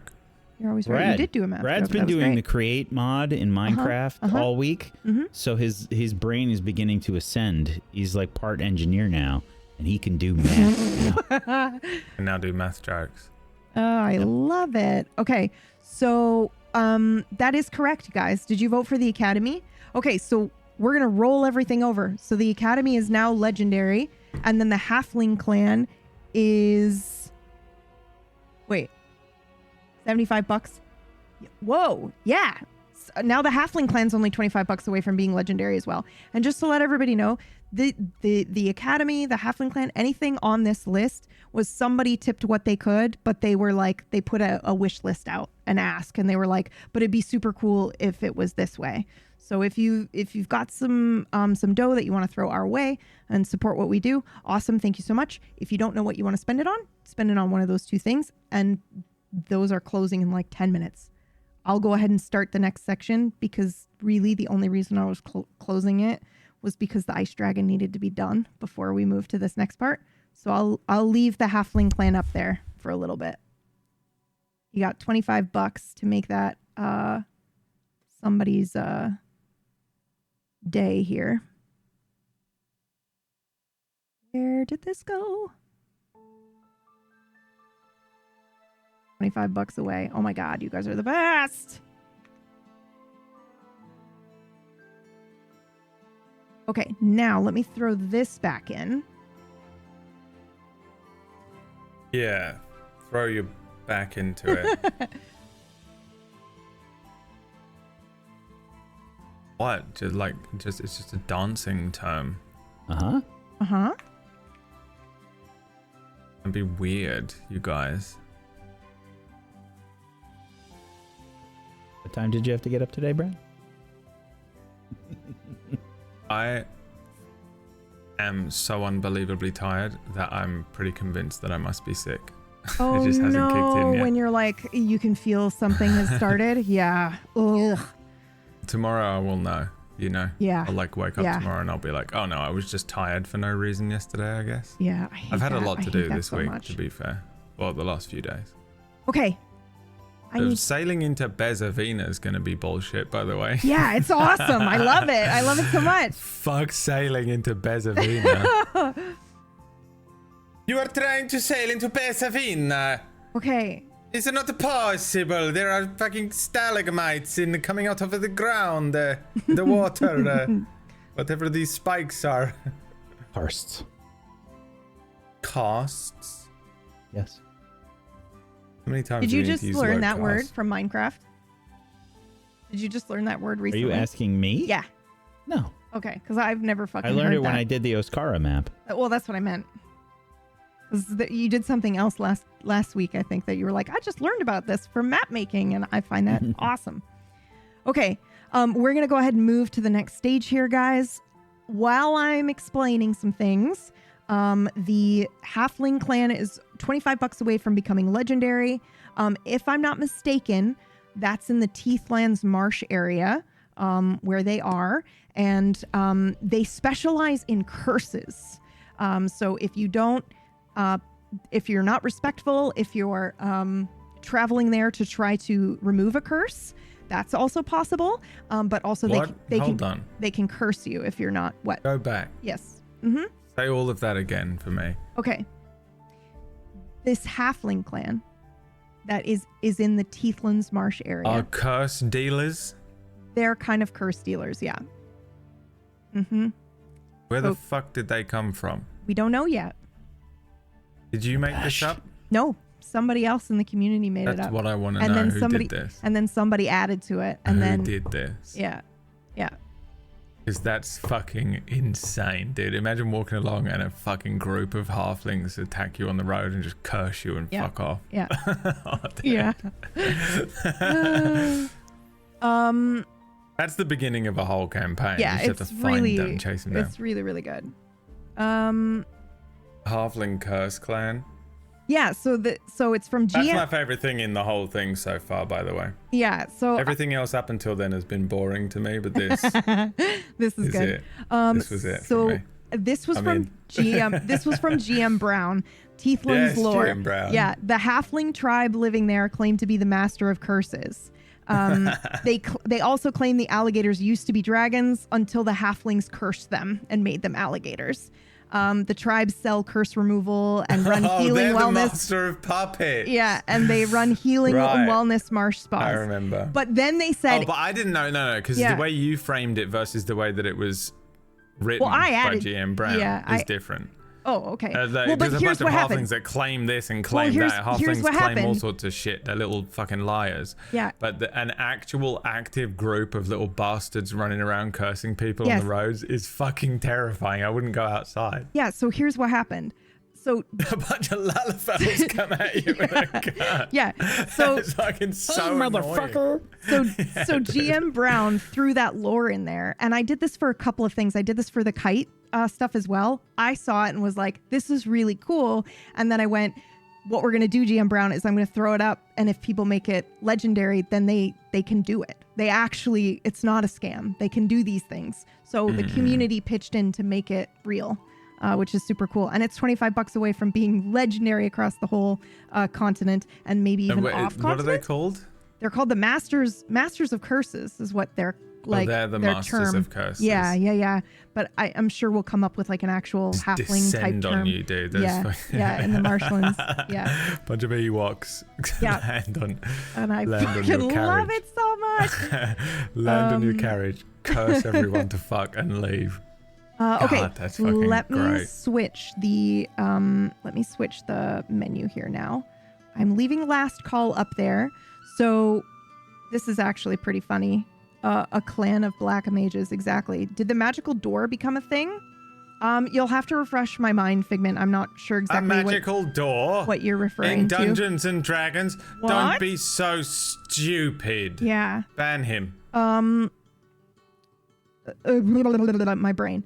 So permanently on the menu for the rest of the day today is if you want to just throw in, if you want to support us and you don't really know what to put it towards. You just want to throw make the halfling clan baller, and then if that's not your jam, then you can throw something towards like a Brackberry legend, the T-Co legend, or the Academy legend, and really all that is just like, you know, cool lore or story around that legend. So for Brackberry, for an example, you could say what animal we defeated, or you could be like, you know, one of the members of the group tripped, and, you know, just whatever you want. It's hilarious either way. For Tico, you can either come up with like a story of one of their T's healing somebody, something like that, or you can also just do a magical T name and add it to the menu.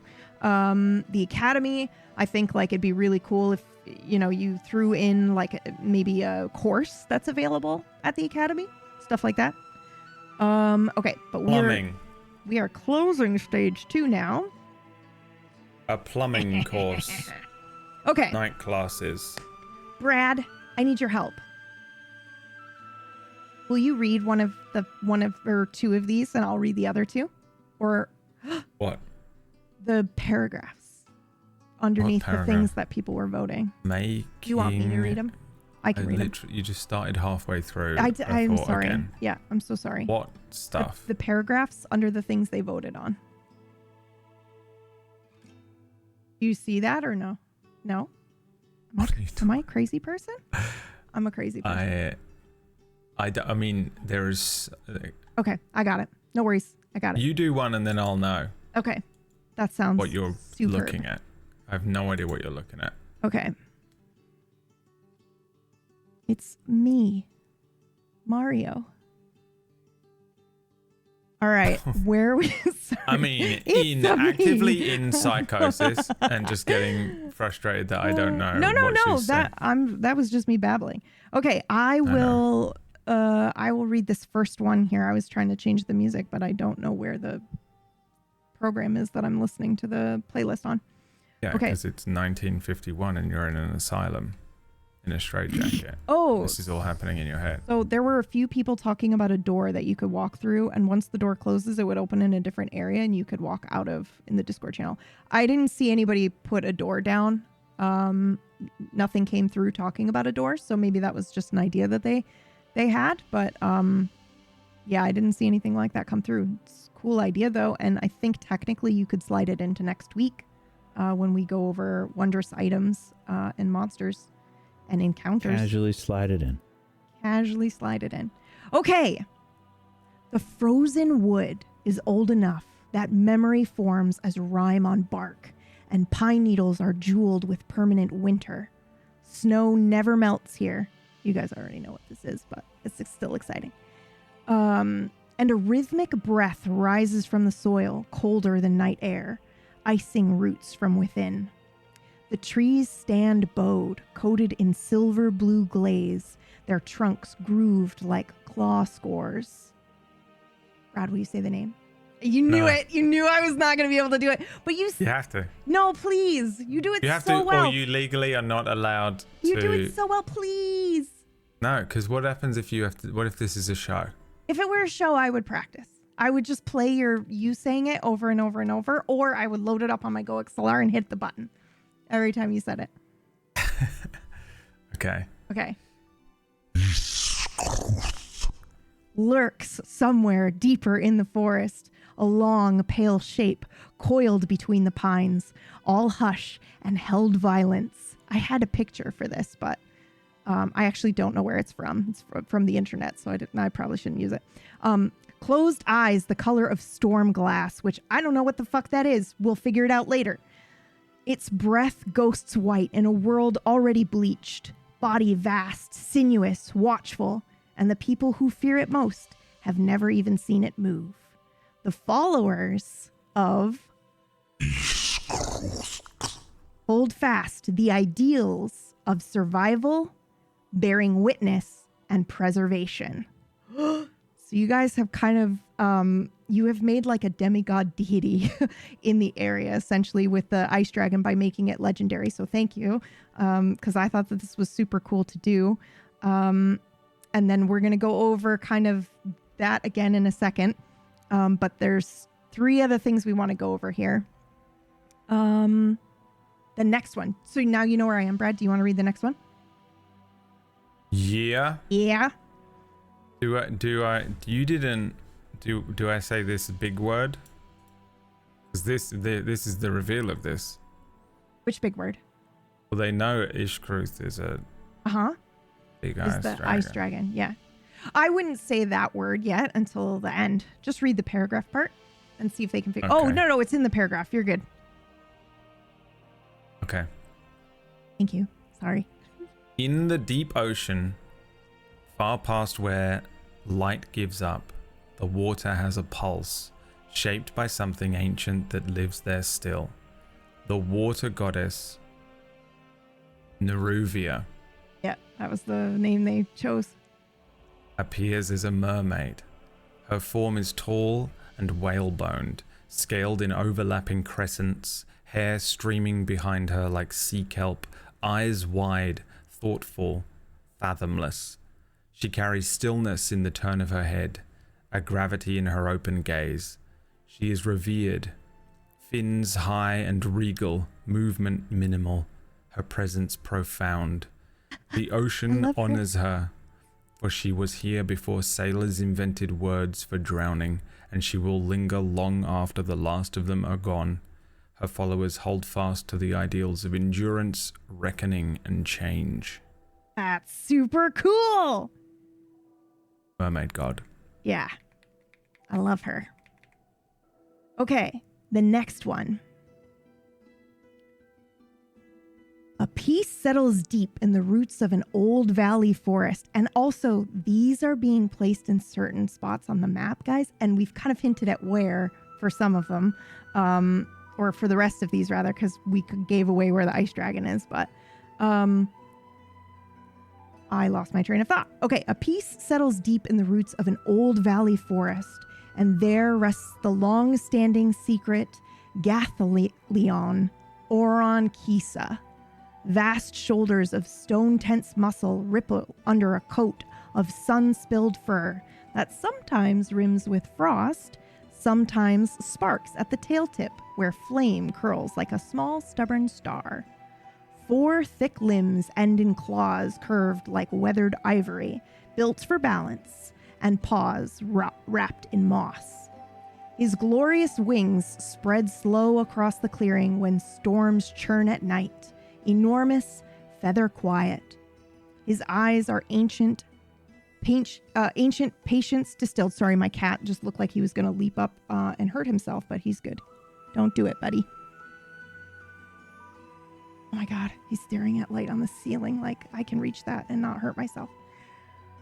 Where was I? Oh, his eyes are ancient patience distilled, and the forest remains protected because of his great, stubborn heart. A strange rot overtakes any who have ever tried to tax it, tame it, or hunt in his courtyard. Followers of Oron Kisa hold fast the ideals of death, creation, and oaths. Super cool! Okay. Nice. So he's a big stone man? No, he's a... Oh, I What guess is it? my description was not very good. Gathalion? Gathalion is, I think, how it would be pronounced. It's like a big... Gathalion. Gathalion, yeah. It's a big winged lion with a flame on the end of its tail. A gat lion. Yeah, just but has like we fucking... can, yeah. It just shoots nails out of its paw. Yeah. Yeah, and obviously we can make this better. But Or now the super that... sexy version. The yacht lion. Yeah, exactly. Okay, Brad, do you want to read the last one? In the deepest reaches of the jungle, where green turns black at the edges of the lava fields, there lives a creature older than theology. Feathers, a molten vermilion that shimmer as if each one is molten by heat in real time. Its wings stretch wider than its body is long, carrying sparks like drifting pollen. Trailing a tail of fire that curls and flickers, the sky signature of Calithian. When it cries, the sound is half song, half mournful cry. Its followers hold fast the ideals of rebirth, destruction, and renewal. Yeah, that's a phoenix. So these are the I can do the phoenix cry. Yeah, do it. Maybe if I go like over here. Okay, do it.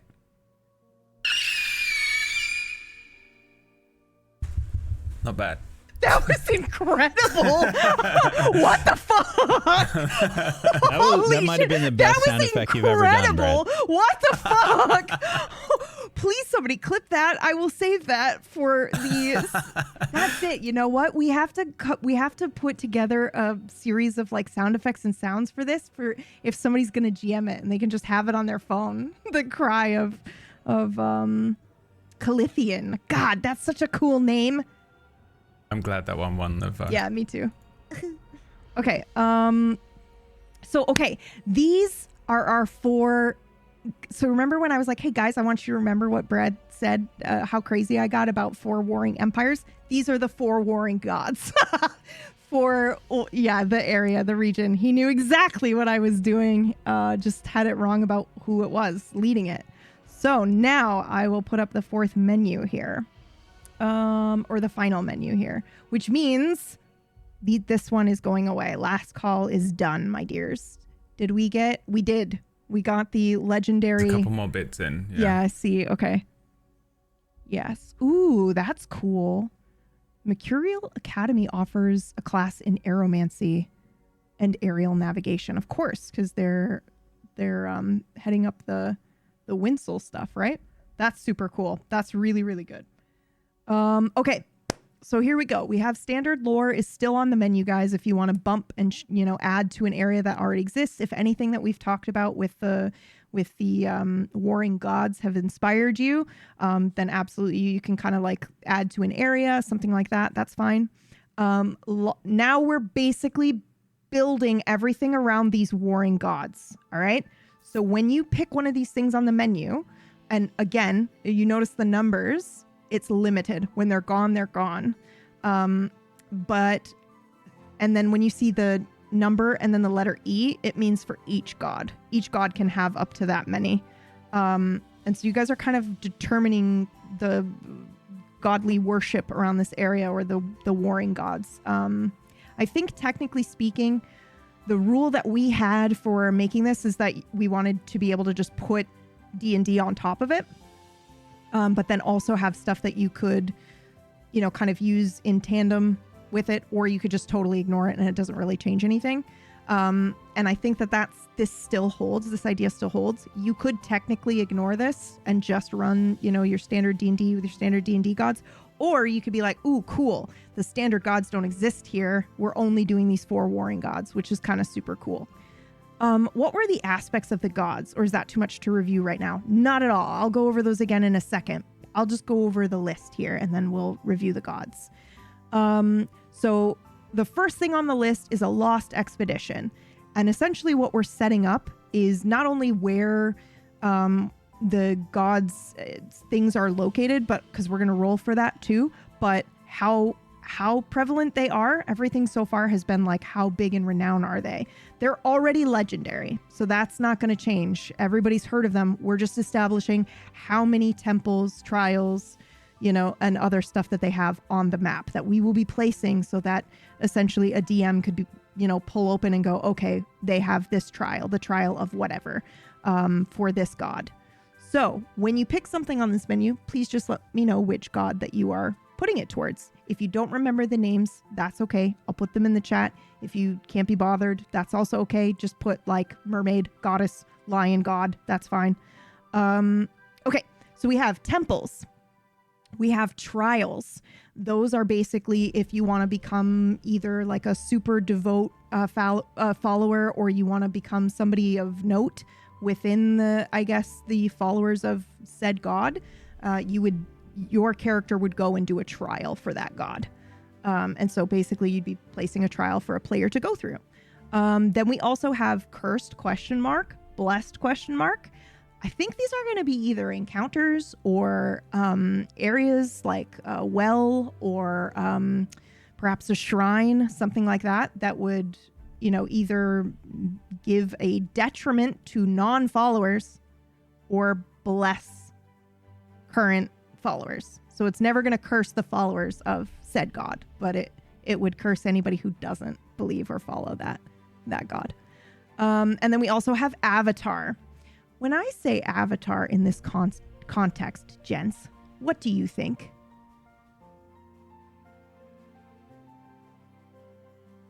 I mean, an avatar is a representation, like a being that has, it's somewhere in between a transcendental being and a humanoid person or creature. So usually the avatar is someone that is representing that god, or is a voice for that. Yep. For that creature or god. Yeah. I think of it as like a weird physical manifestation of a god that is, I don't know, non-corporeal maybe, or well, so not there. Like I did an avatar of death because death couldn't enter actually into the living realm. Yep. So it has to send a weird avatar of itself. Yeah. So Whether it's like a weird spectral or, whatever the case may be. I guess like it would depend clone. on, it would depend on what god it is. So both of those answers are exactly correct. When you guys tip for the avatar, just put which one you would like that to be, whether it's a person of knowledge in said faith around the god, or whether you want it to be an actual physical manifestation of a version of said god in said area, which makes it an encounter. either you have somebody that can help you, or you're getting like a potential encounter with a variation and avatar of that god. And then obviously the dungeon. There are only 4 of these. I meant to do each. But actually, I think I'm going to say that those are capped, period. You only get 4. And hopefully they're evenly spaced if they come through, because otherwise, oh boy. The dungeons will be themed around that god. And then obviously at the end of said dungeon would be a crazy item or something related to the god that you choose. There we go. So I've explained that. Now, I'll go over the gods again for you guys. Okay, so we're going to start with our beautiful ice dragon over in... Now, let me put my version of the map up. Or Whack, would you mind going over to Deadmine Lake to show them? It's technically in the frozen forest here. Yeah, perfect. Okay, so this area, that frozen forest, is where the ice dragon resides.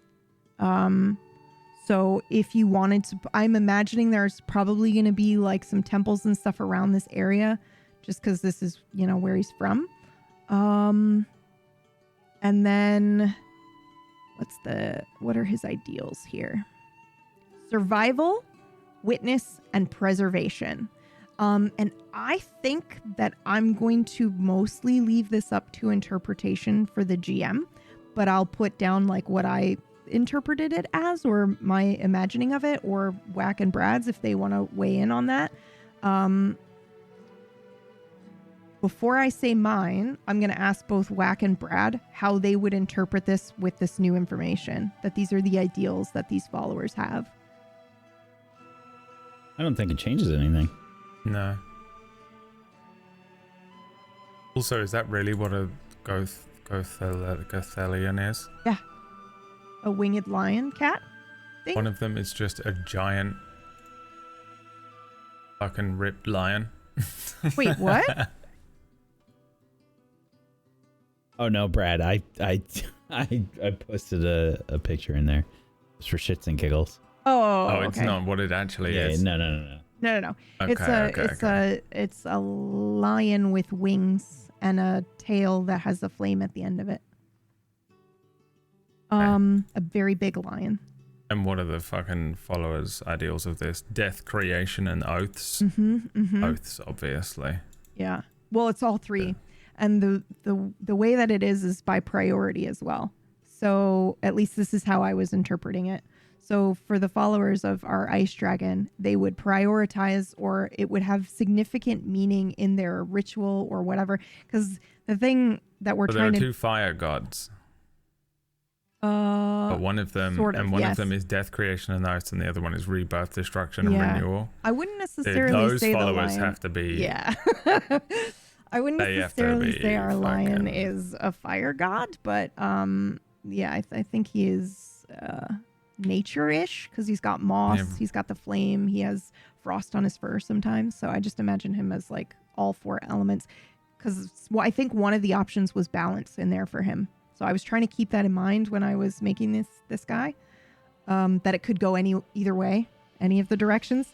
But anyway, back to the ice dragon here first, guys. So I was imagining that it's in order of priority. So survival would be the most important.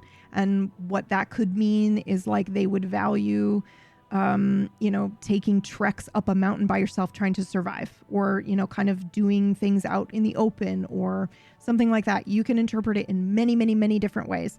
But I just thought it was cool to kind of maybe leave it that way, unless you guys thought it was better to lock it down a little bit. And by you guys, I mean Whack and Brad. What's that Native American tradition that's always in movies where they there's so much like with that statement. Survival walk or something. I know what you're talking about. I think they horrifically call it a spirit walk, right?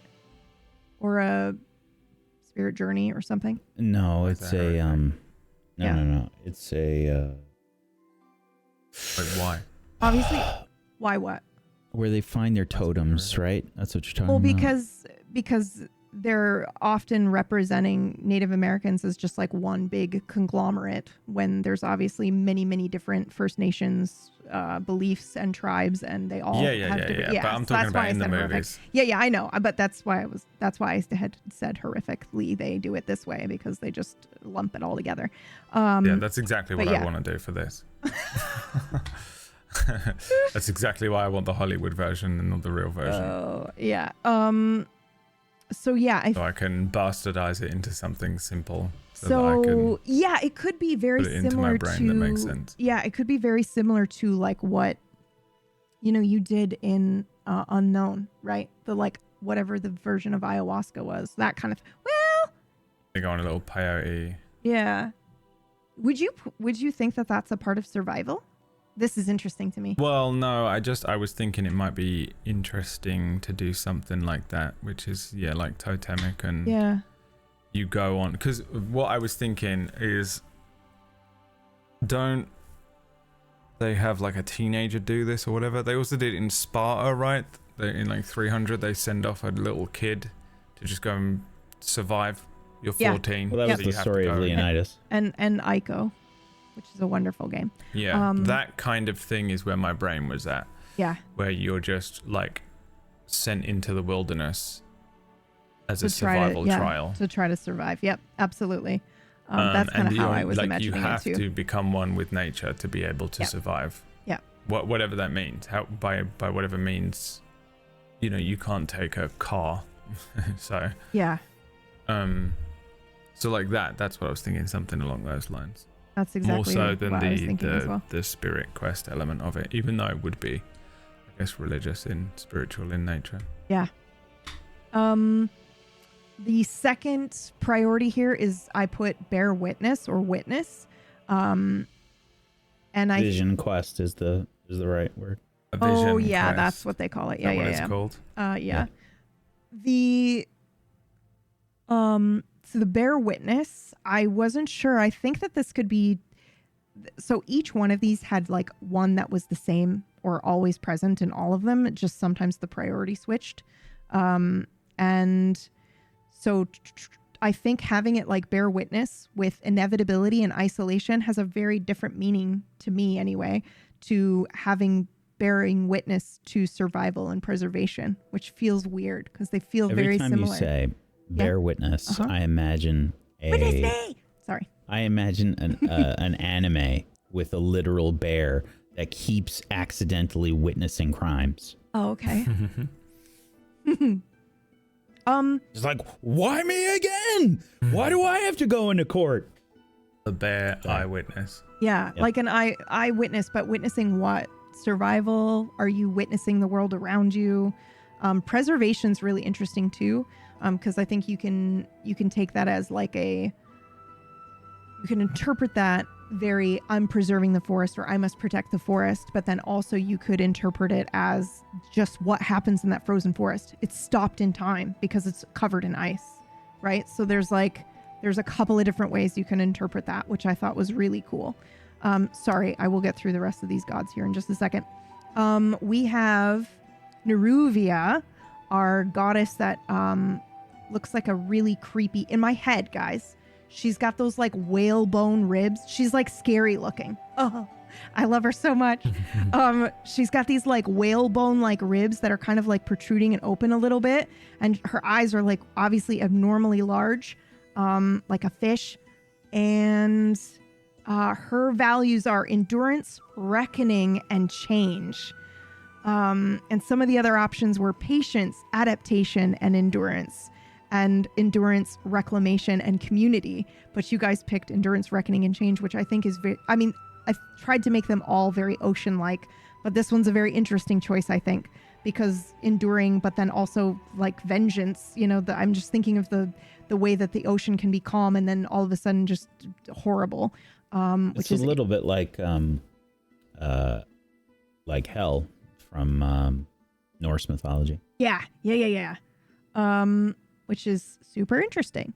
And so that is Neruvia, our mermaid, mermaid. Let's see. And then we have our Lion King. I had obviously Neruvia, I had her in deep sea, like ocean. So if you guys wanted to have the followers on the barge are on the barge because they want to be close to their goddess, cool.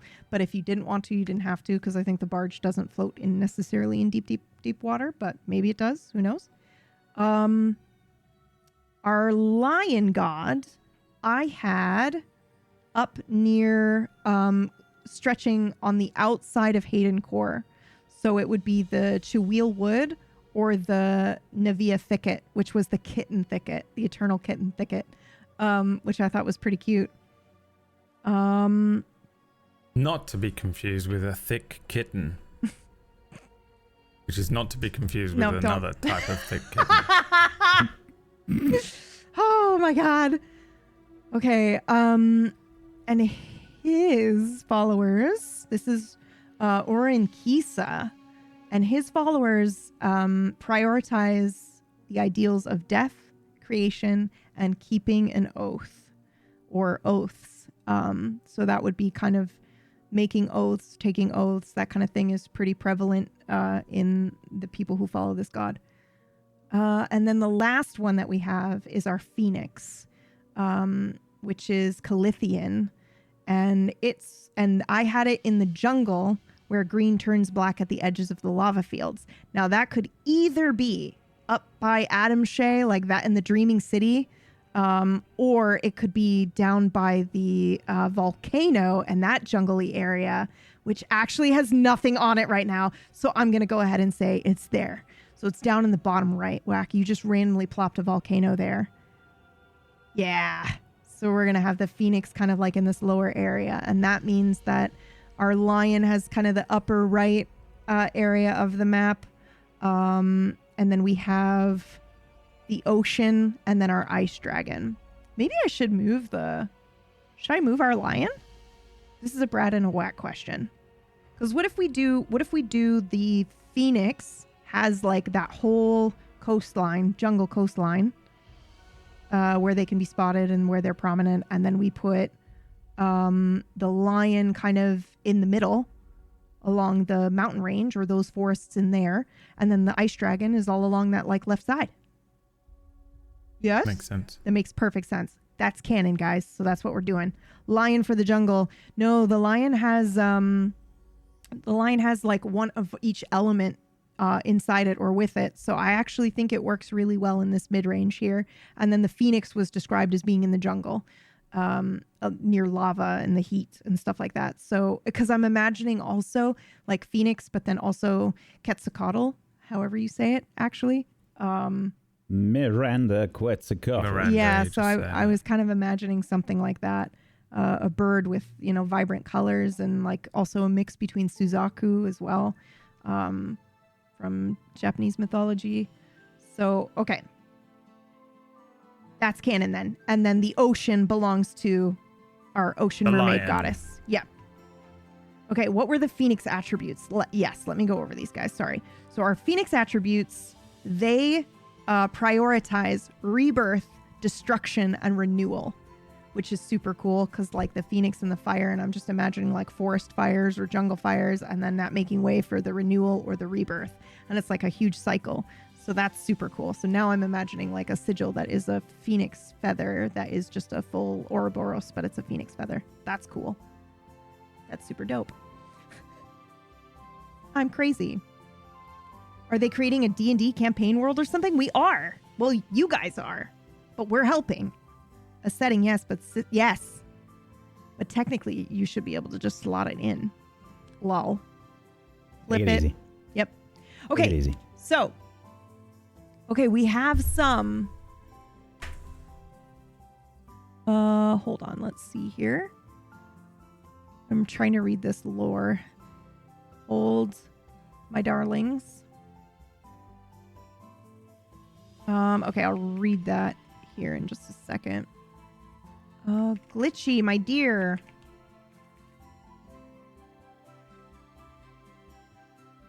Recovering after a grave wound from battle. Will seek protection in the woods at the site of the first tree home spell. Adding to POA and will name lost knowledge. I do not. I'm sorry, Glitchy. You've lost me on this. You've lost me. I will need some clarification. Yeah, I will need some clarification. Recovering after a grave wound from battle, sought protection in the woods at the site of the first tree home spell. I have no idea what this means. I don't know what this means either. This is just some lore. So this is lore added to Orin Kisa, which is fine. You guys can absolutely do that. It's just adding to the story of this lion. So what we're learning, what I do understand is, I guess, recovering after a grave wound from some fight, probably between one of the other gods. Which lore is it, though? It's for Orin Kisa. Or is it just lore? I think it's just lore. Oh, so this is just part of his lore. Yeah, exactly. So add to your favorite god or goddess. At some point, my fam, there was a point where Orin Kisa was recovering after a grave wound from battle and sought protection in the woods at the site of the first tree home. I don't know what that is, unless it's like one of the areas in the woods. Adding to POI and we'll name. So point of interest. You're adding to an existing point of interest. Lost knowledge only shared with highest priests of the order. So are you adding that to the followers of Orin Kisa? So I think what we'll do, Glitchy, is we'll do because the lore around Orin Kisa we'll add to his story. And then you want to do lost knowledge only shared with the highest priest of the order?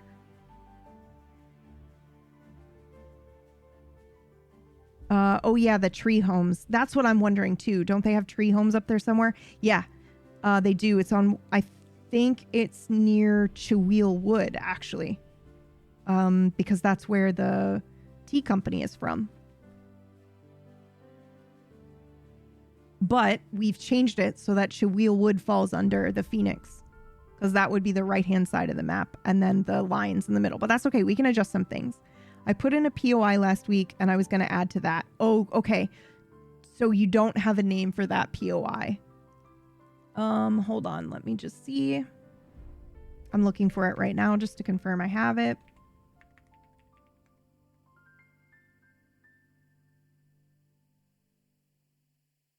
Deep in F8, right? The site of the original spell cast that caused the trees to strengthen and become the first of the houses. Oh, cool. Protection spell options, but the site is now abandoned and wildlife generally avoided. That's super cool, Glitchy, but there are people that live in those trees. So I don't think we want to just say it's now abandoned. Are you cool if we are like, in that deep in F8 is like, this was the first tree that grew to whatever size for whatever reason? But if it doesn't fit, change it. Okay. What do you want to name this? This is deep in Cheweel Wood. It's the site of a great big tree. Whack and Brad, do you guys have any suggestions? Cheweel Wood. I'm imagining. I mean, this is just the first tree. Yeah, like the first tree. That's fucking dope as hell. But we need a name for it. But I mean, I think he's suggesting that it's just called the first tree. I know, but like translate it into something. Yeah. Like, you know what I mean? Gotta have a... We should put Demi in the name. After Chai Wee Wee. What? I have no Brad's idea. mother's dog. Oh, yeah. Okay. I thought you were trying to mash up Glitchy Wheel's name.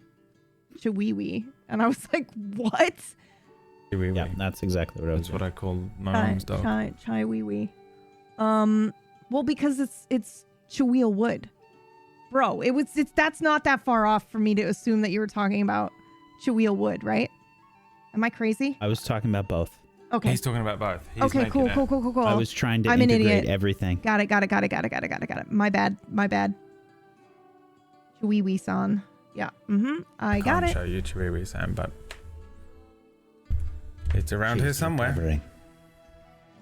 I'm not messing with her too much. Every Why time I don't pick we- her up, I'm petrified. Of We could do, for Killing Cheweel it. Wood, we could do Sanwi. Which is I like the that. dog. Yeah, Sanwi? Sanwi. Yeah, that sounds good. The I first like it. tree. Okay, cool. So then what you've added here is lore for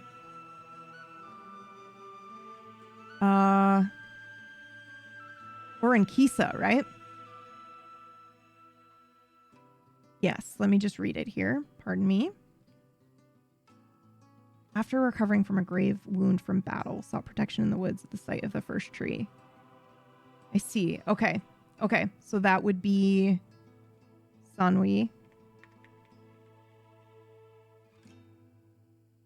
And are we saying that that is his magic? Glitchy? And then what I'll probably do is he traveled, or he then left that area, because that area is under the Phoenix now. Unless you want to switch it and make it the Phoenix. I'm assuming you picked the lion because that was your, you were like, yes, lion god.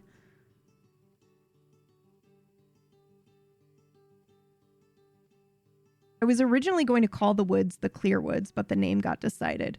Yo, first of all, don't make me go back and read the initial donation where you were like, I'm not very good with names, please help me. And so then we came in to do that. If you want to name it, you can just name it. You can just do that. That's just what it means. Yeah, that's you can what just do it. Woods means. That is what it means. It means the Clear Woods. It means the Clear Woods. Brr. That's the translation. Okay, I'm going to assume that you would like it to stay with the lion. I think we need to make a decision. I think either it stays with lion or it stays in F8. Choose one of the two, and then we will make the adjustments that we need to make for you. Temple to the Ice Dragon in Frost Bloom. Emphasis on survival, preservation, for survival in this difficult environment and preservation of Frost Bloom's unique environment. Yeah, I love that. Okay, cool. Love, love, love, love, love, love, love. Is F8 a grid reference? No, everything's labeled. So you can see on the screen right now, it says Chewia Wood, except that's not where our lion god is anymore, Whack. Unless you... Where is it? Well, I need help. It goes Ice Dragon... Right, but where's the lion god? In the middle, somewhere. So lion goes along that mid-range mountain range area, like that whole middle chunk of the... And then the Phoenix has the right-hand side, the jungles, and that backing forest, and then the Ice Dragon has ice area. And then our Ocean Goddess has the whole ocean area. So we need to figure out...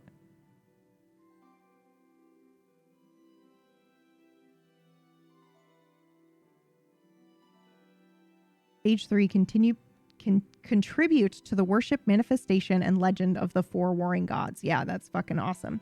Thank you so much. Chat with better memories. There's an abandoned outpost or city or something, right? Yes, it is actually an abandoned empire. And it is right where you see F5 on the map. Yep, there it is up there. So upper left of Hayden Core. The lore idea was just that he hid there to recover after a battle, not that it's his zone. No, I know, Glitchy, but the thing is like, I mean, I guess I was trying to think, and I need to just be like, this is how we have to do it, guys, because otherwise we now have like, we're not building up that one god's area to that one god. We're now putting God's stuff in other gods' areas, which is interesting. Potentially. I don't know. Whack, Brad, do you think I'm making it extra difficult by That's not locking it down? God's area though, is it? Which one? Chewia Wood? Yeah. Yeah, I assumed that whole area on the right-hand side belongs to the Phoenix. Oh. Otherwise, the lion just... I thought it was the lion part. Just covers everything. You know what we could do, actually, Brad? That is a good shout. We could do lion as that, like, border, maybe the Chewia Wood and kind of that those bordering areas in that middle zone, and then the Phoenix goes down and up and around. Wait, are these guys battling like they're playing black and white? Yeah, these gods are warring against each other. Wandered into the Phoenix's woods and they got into a fight. And they got into a fight. He ran away, laid down next to a tree, which made the tree... He recovered at a tree, which was the first tree. The trees became strong and he left again. Yeah, but then wouldn't the Phoenix burn those trees down to the ground and no one would live there? What's the Phoenix got a fucking sonar location? The lion ran off and recovered for a bit. What is I it? mean, here's the thing. You don't. Here's But the this thing is with the legend. Phoenix. Yeah. Here's the thing with the Phoenix. Yeah. Is that it's rebirth, right? Yeah. So if you think about like volcanic islands, that's very fertile land. Yeah. So now there's fucking jungle there. I'm also assuming these are like, are these I like? don't think that has fucking- anything to do with what we were trying to figure. He's just saying. No, just that's telling us good. about That's trees. fucking perfect. He's right. But we're trying to figure out. Are these like kaiju? Yeah, sort of. Demigods. They're gods for this area, but they exist. The lion and the phoenix had a fight. Mm-hmm. The phoenix didn't come away from this without being injured as well, and they fuck off. You ever been in a fight? This is what you do. You go like this. Yeah. And then you cry and run away from each other, and you don't want to fight anymore. Mm-hmm. It takes like 3 weeks before you want to fight anyone ever again. Mm-hmm. That's what happened. It was the post-fight. Except it was like 100 years. Phoenix flew away somewhere else. The lion laid down next to this tree. It created this magical fucking tree kingdom. Mm-hmm. And then the lion got up, licked its paw, and fucking buggered off back to its area. It was an incursion on the Phoenix's land. Lion rolled up. Okay. We rolled can up to the Phoenix's manor. We Had can a little do fucking that. Bit of Barney, bit of trouble. We can do that. I'm just thinking of the impact that then has on lore. I'm just trying to keep it like fair. Doesn't have any impact on lore. This is a myth, isn't it? How hard coded in is this shit?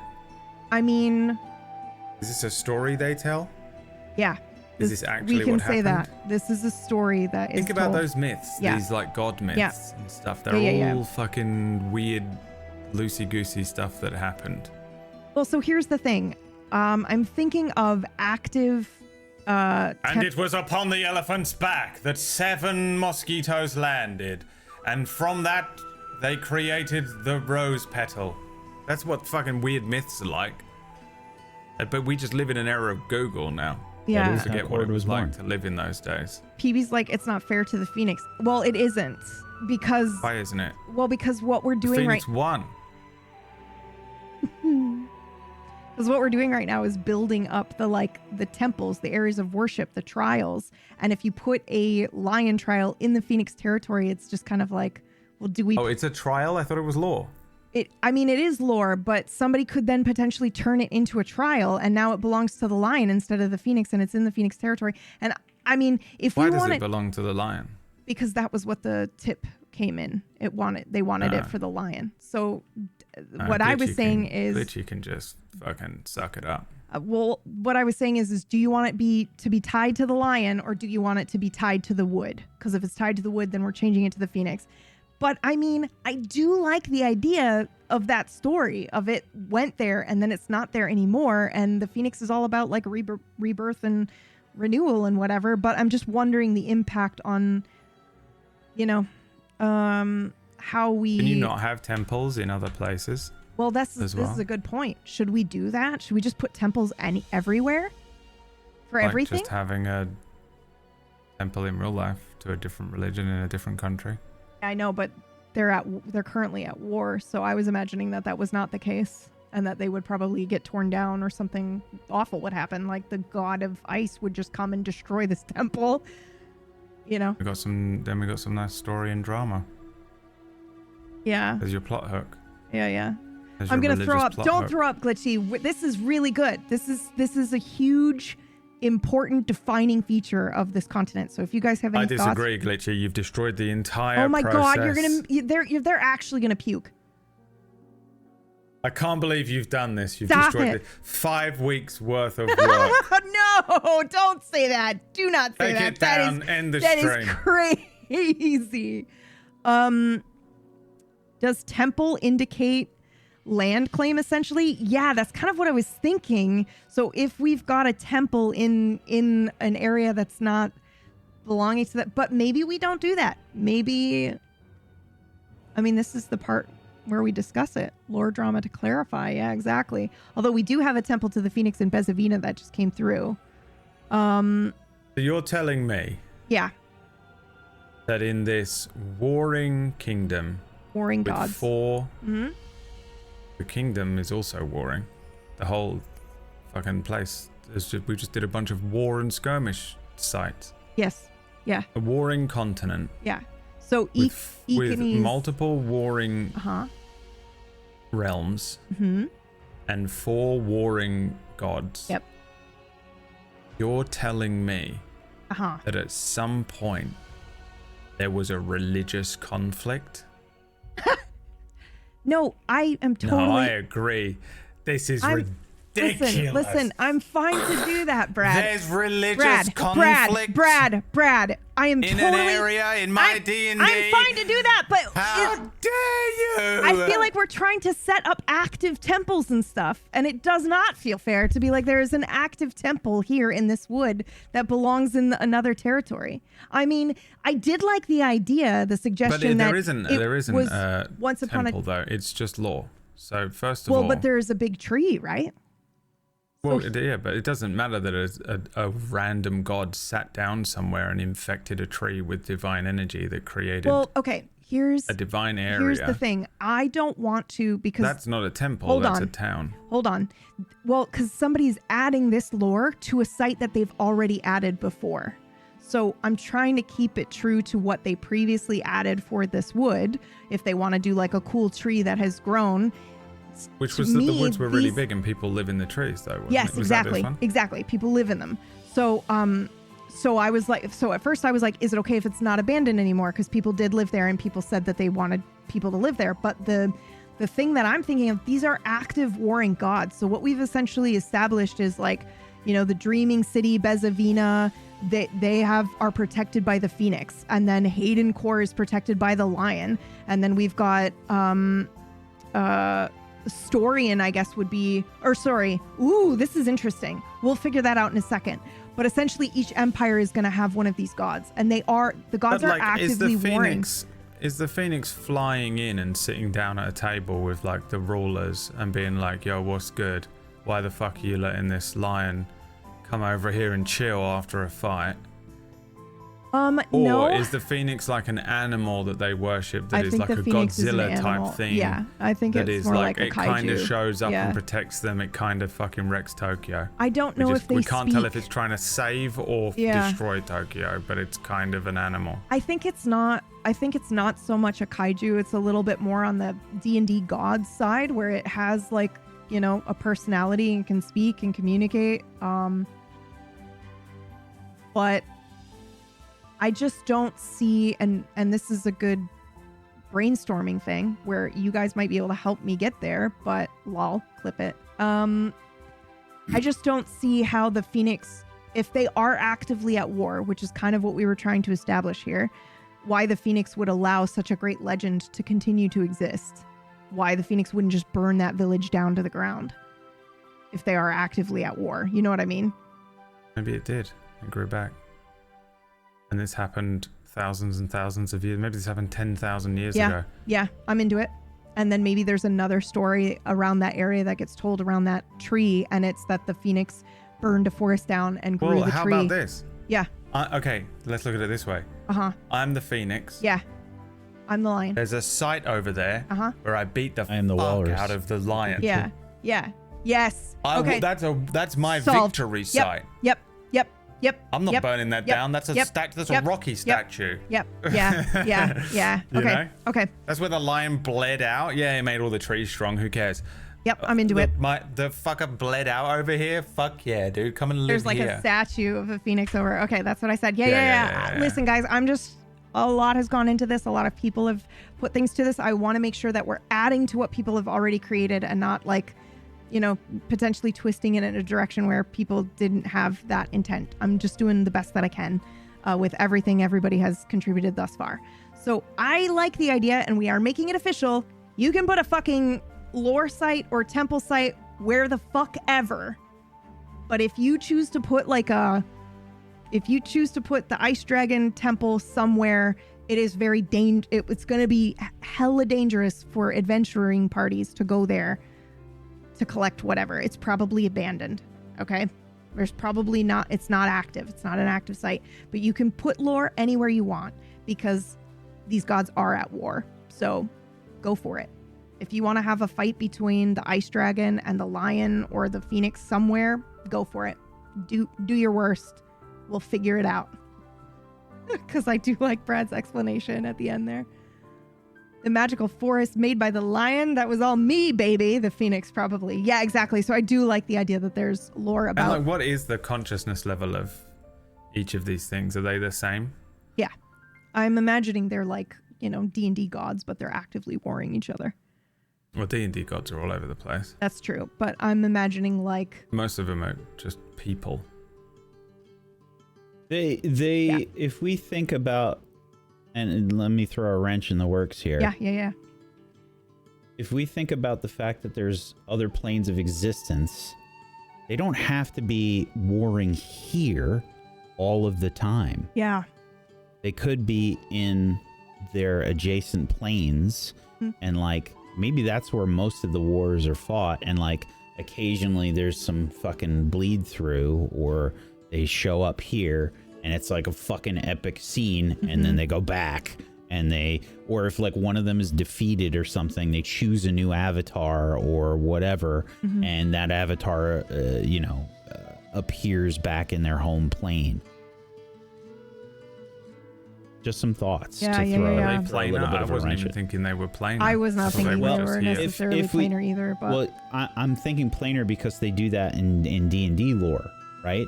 It's like part like the gods will exist in these planes of existence, and if people want to like make a pilgrimage to this plane, it's some like epic fucking journey. Yeah. So they have representation here in the material plane, but like it might not be where they live. Yeah. Just a thought. I was imagining it's a crazy encounter chance on a table. So if you've got players that are in the frozen forest, they can roll to encounter this fucking being. I was imagining that they kind of live in these areas, and it kind of explains why some of the magic is the way that it is. And I was also imagining that, they have corporeal forms, but sometimes their avatars can be elsewhere.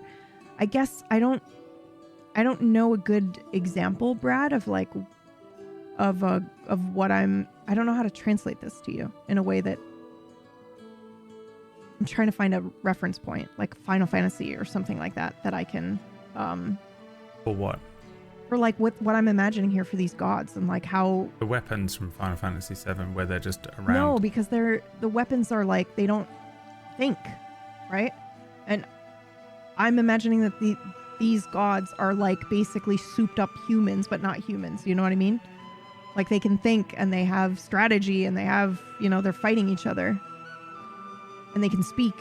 So there's a few books that I'm reading, like isekai books, and they have like representations of gods and avatars in them. I won't get into specifics in case we spoil something for someone.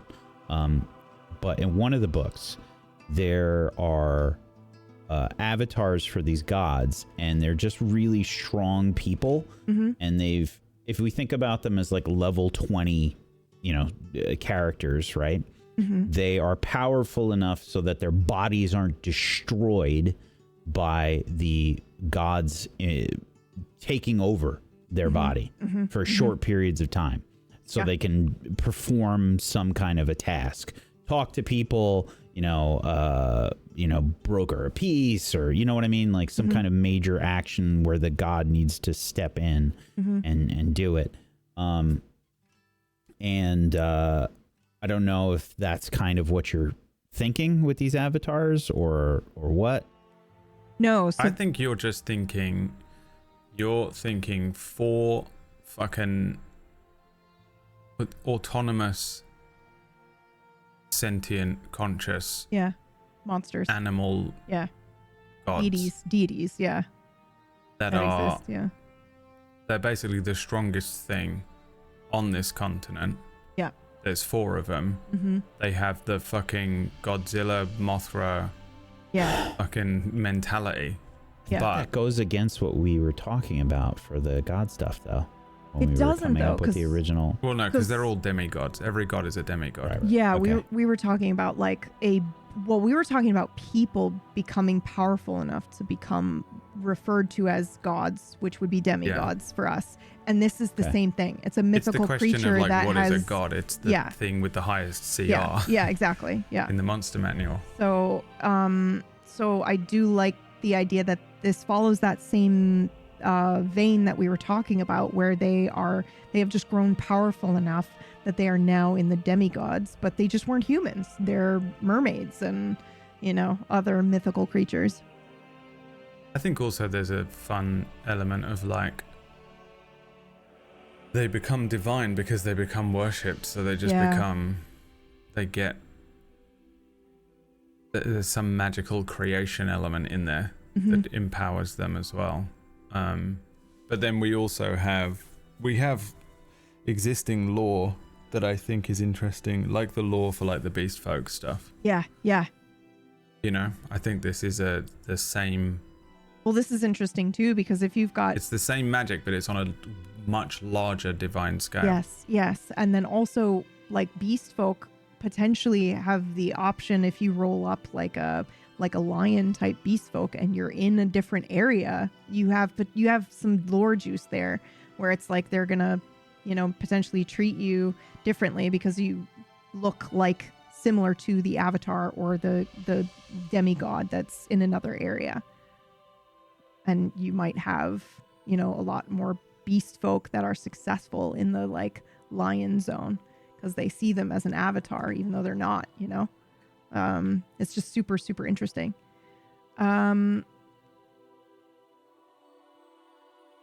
Okay. So, and also to clarify Wax's question, avatars we already established, guys. Avatars you choose when you put it down. It's either a like physical manifestation of said being, but it doesn't have the same CR rating. Like it would be a little bit lower and possibly a potentially achievable encounter, because it is an avatar of that being, but they also do still have a chance to communicate with said god. They're just not actually meeting the demigod.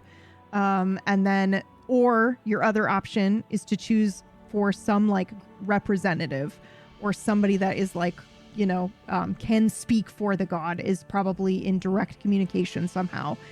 Supposedly, you can choose if it's real or not. But you're essentially allowing there to be a place for your players to go to speak to someone knowledgeable about said god. It's Hindu. It's the Brahmin Yeah. stuff. We're just Yeah. it's Hindu world.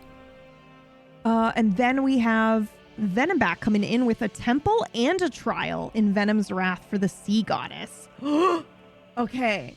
Oh, that's perfect, actually, because Venom's Wrath is right. So do you mind, Venom, if I do it in an underground marsh, like it's underwater? Or do you want the temple above and the trial starts down below? That is perfect. Fuck yeah. Okay, we'll do the temple up top. And this is interesting too, because it's on the border of our Ice Dragon's territory, which is super cool.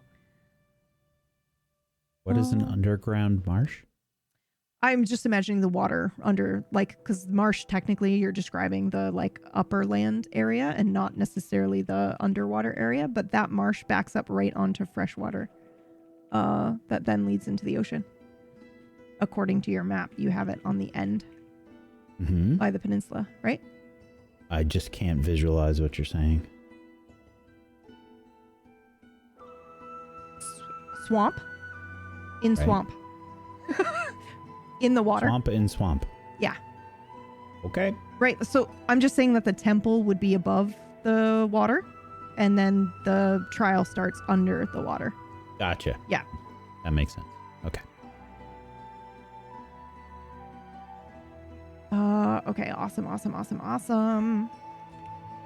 Also, we had something come in here for... oh, wow. We have one for each right now. So we have okay, and if this is the way that it stays, these will become just the major temples where you go to get information on this. But Orenkisa, we have Well, I don't think we have a temple for Orinkisa, but we do have a temple for the Ice Dragon and Frostbloom. We have a temple and a trial for the Sea Goddess.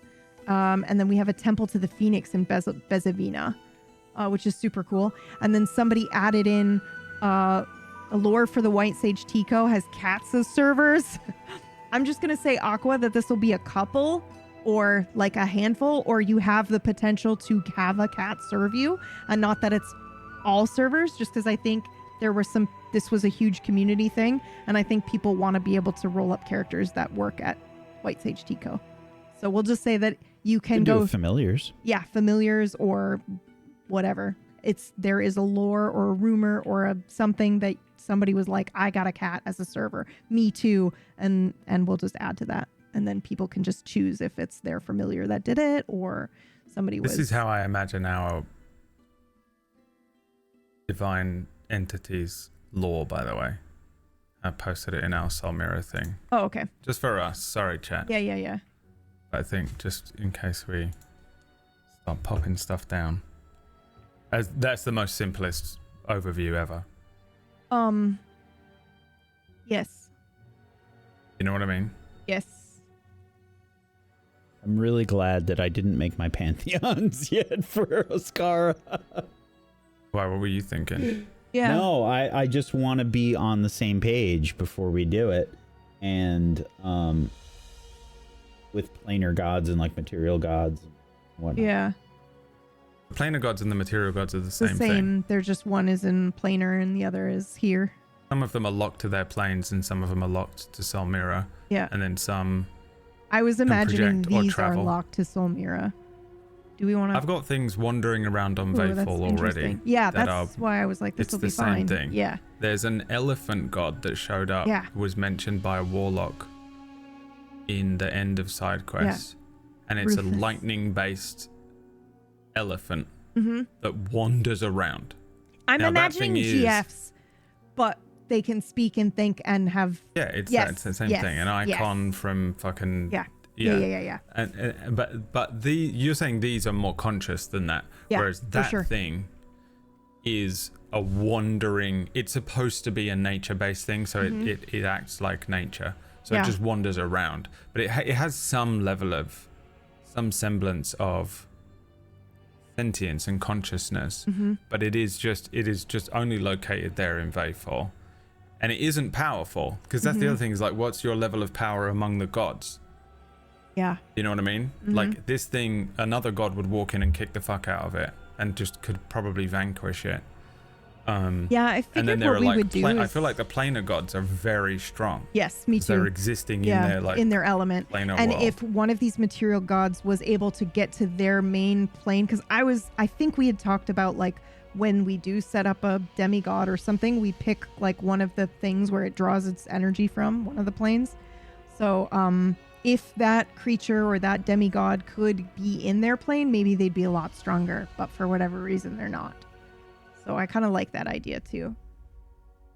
This is the general thing I thought we had locked in. Mm-hmm.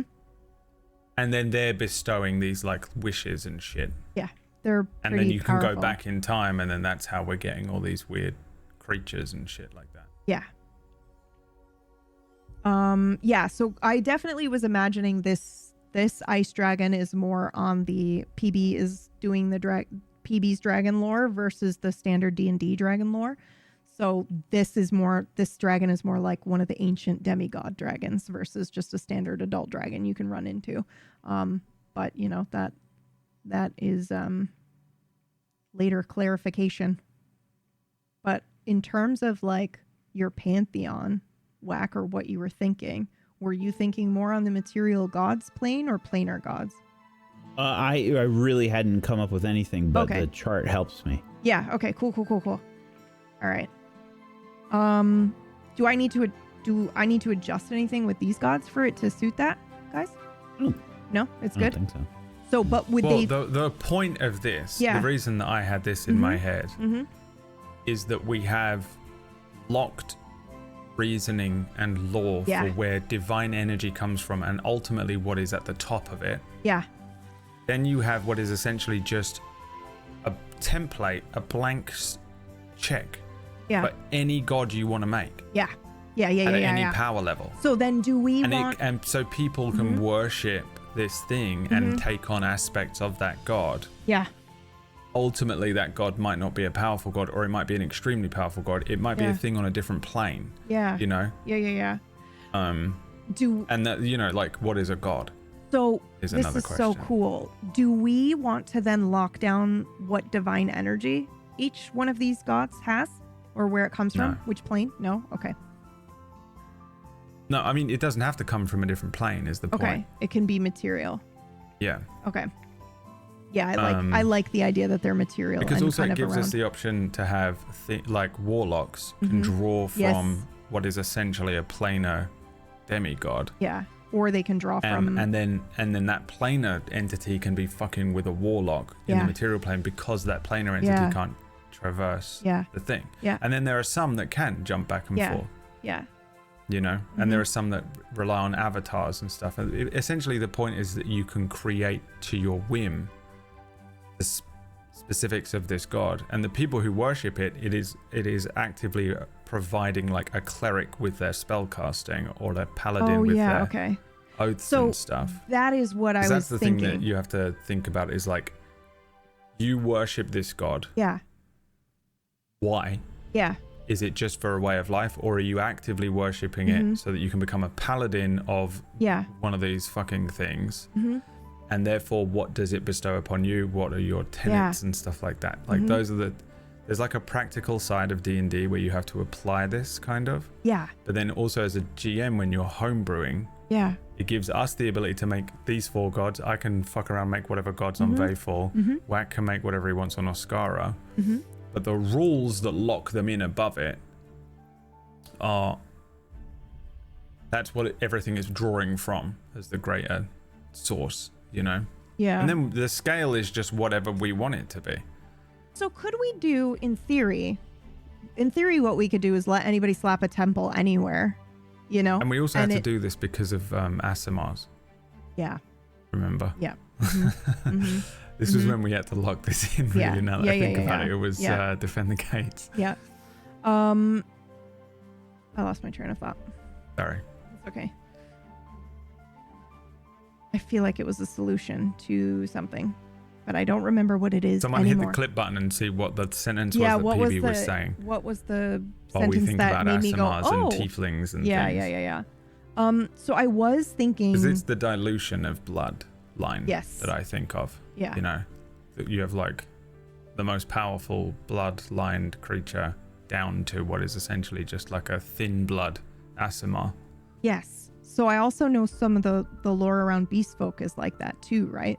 So there is thoughts that you can have. You can have lion-like beast folk that descend from this demigod. And I just wanted to leave that open to be true or to not be true, and the GM can decide if they want to do it or not. We have the lore down for that as well, though, which is slightly different, but that has its own tree, right? Where it's different things come from different sources. Yeah. But that makes sense. But that I feel is like a beast folk is more of a bestowed upon by a divine, a pure divine being type creation. Whereas these things, I think, are born of themselves, right? Yes. So the demigods here are the material. It's not like it's not like Odin and Thor and Loki and that kind of thing, or like Mount Olympus, where you have. So that's how I was imagining our demigods were. I was imagining our demigods were like, you know, Loki. They're all siblings. Not siblings, but just on that same. That's what I mean. Power like they scale. Actually have a familial. Oh yeah, tree, no, that's not what I meant. I was imagining them as like that. That's what our demigods are like. They're not in power. Like they can come down and do all this crazy shit, and they've got all this planar crap happening, and we're unaware Greek of it. God. And yeah. Olympian. 12-minute warning. But not all related to each other. Yeah. Glitchy is freaking out. But this is the us most interesting. Yeah, this is us figuring some shit out. This is us actively workshopping lore that we haven't nailed down. I've run a whole thing in Solmira. Yeah. In fact, we've all technically run something in Solmira, and we've been working with half a page of like locked in lore. Yeah. You go and watch any episode of Side Quest where someone starts to press me on anything too And you were like, anything unwritten yet, and Yeah. I'm like, yeah, the wall explodes, baboons are attacking again. I'm like, I don't know, because I don't know this part yet, and this is us workshopping it. Yeah, so don't and it's Glitchy Wheel has it's worn a incredibly hole helpful. in their floor, No, from Glitchy, you're pacing back good. and forth. Well, we're also Also, Brad speaking and I- slightly in code because we Yeah. can't. wanna There are spoil certain things something. that we're holding that is lore that we have already come up with that we don't want to spoil for you yet. Mhm. Obviously, if we had a book that we handed to you, you'd have all that lore. But at the moment, we can still present some of this in shows, which I think all want to do. Yeah. And have it be like So- naturally revealed to you as an audience. So. I will spoil next said surprise for what I had in mind, so that because I think it's relevant to what we're trying to establish here. So, and this might just be that I'm using a different word, and I have in my head like, oh, the Greek gods or whatever, and I'm using the wrong word. But I do plan to make, you know how we each have like custom classes for our areas and stuff? I was going to do custom classes for these gods. So I do want one of these gods to be able to provide sources of power and or spell or where you worship. You or can do that. Okay, and then that's 100%. good. Yeah. So That's you can have I a feel warlock like that's the pact with the point ice of dragon.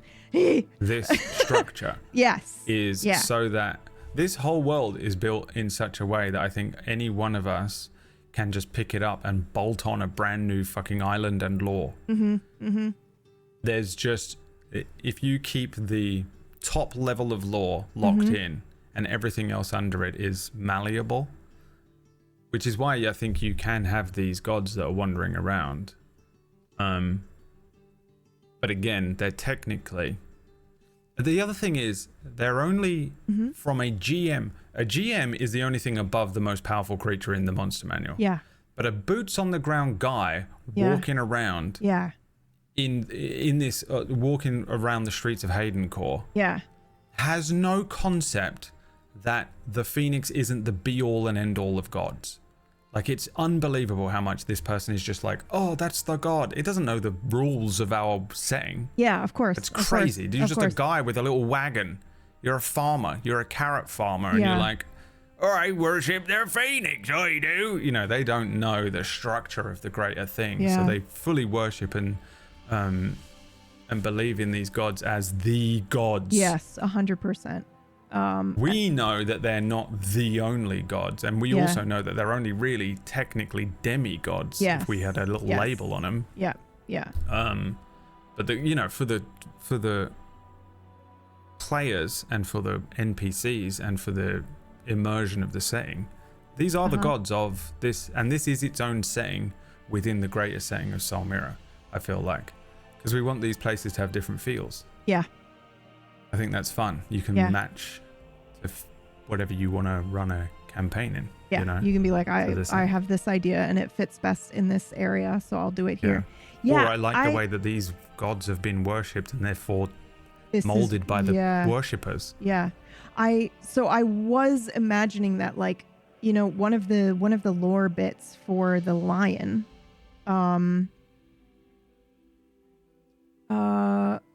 was that you can get a strange rot disease that will slowly overtake you. And that's all I put. A strange rot overtakes any who tried attacks. What do you mean? Like a overtakes you like fucking Last of Us zombie? I wasn't sure. I was like, well, I'll just put that and then we can figure out what it means together. Either it's like a disease where your flesh rots or something, but I was imagining, because the lion is like earth, and I tried to do, hold on. I did 3 thoughts at the same time there. That was amazing. Everybody. Like that isn't how your brain works. I know. I'm sorry. It was like interrupt. We had talked about with the community and the way that they had been tipping and kind of doing their lore. It was very elemental based. So when I went through these, I was like, okay, I definitely want to do that. I want to keep that up. So the ice and the water and the fire, and then the lion is a mix between, like, technically like earth and air, just as the phoenix is air. And I think in trying to do that, I was imagining that he has, he's got that little flame on the end of his tail, and he's got moss in his paws that kind of look like gloves, and that he would have some sort of like decay or rot disease that he could place upon people. Yes. Look at the most recent tip.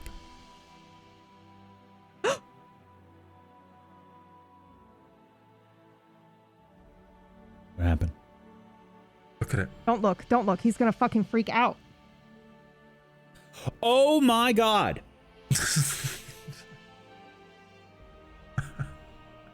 We're gonna have to join Glitchy Will in the panic attack, I think.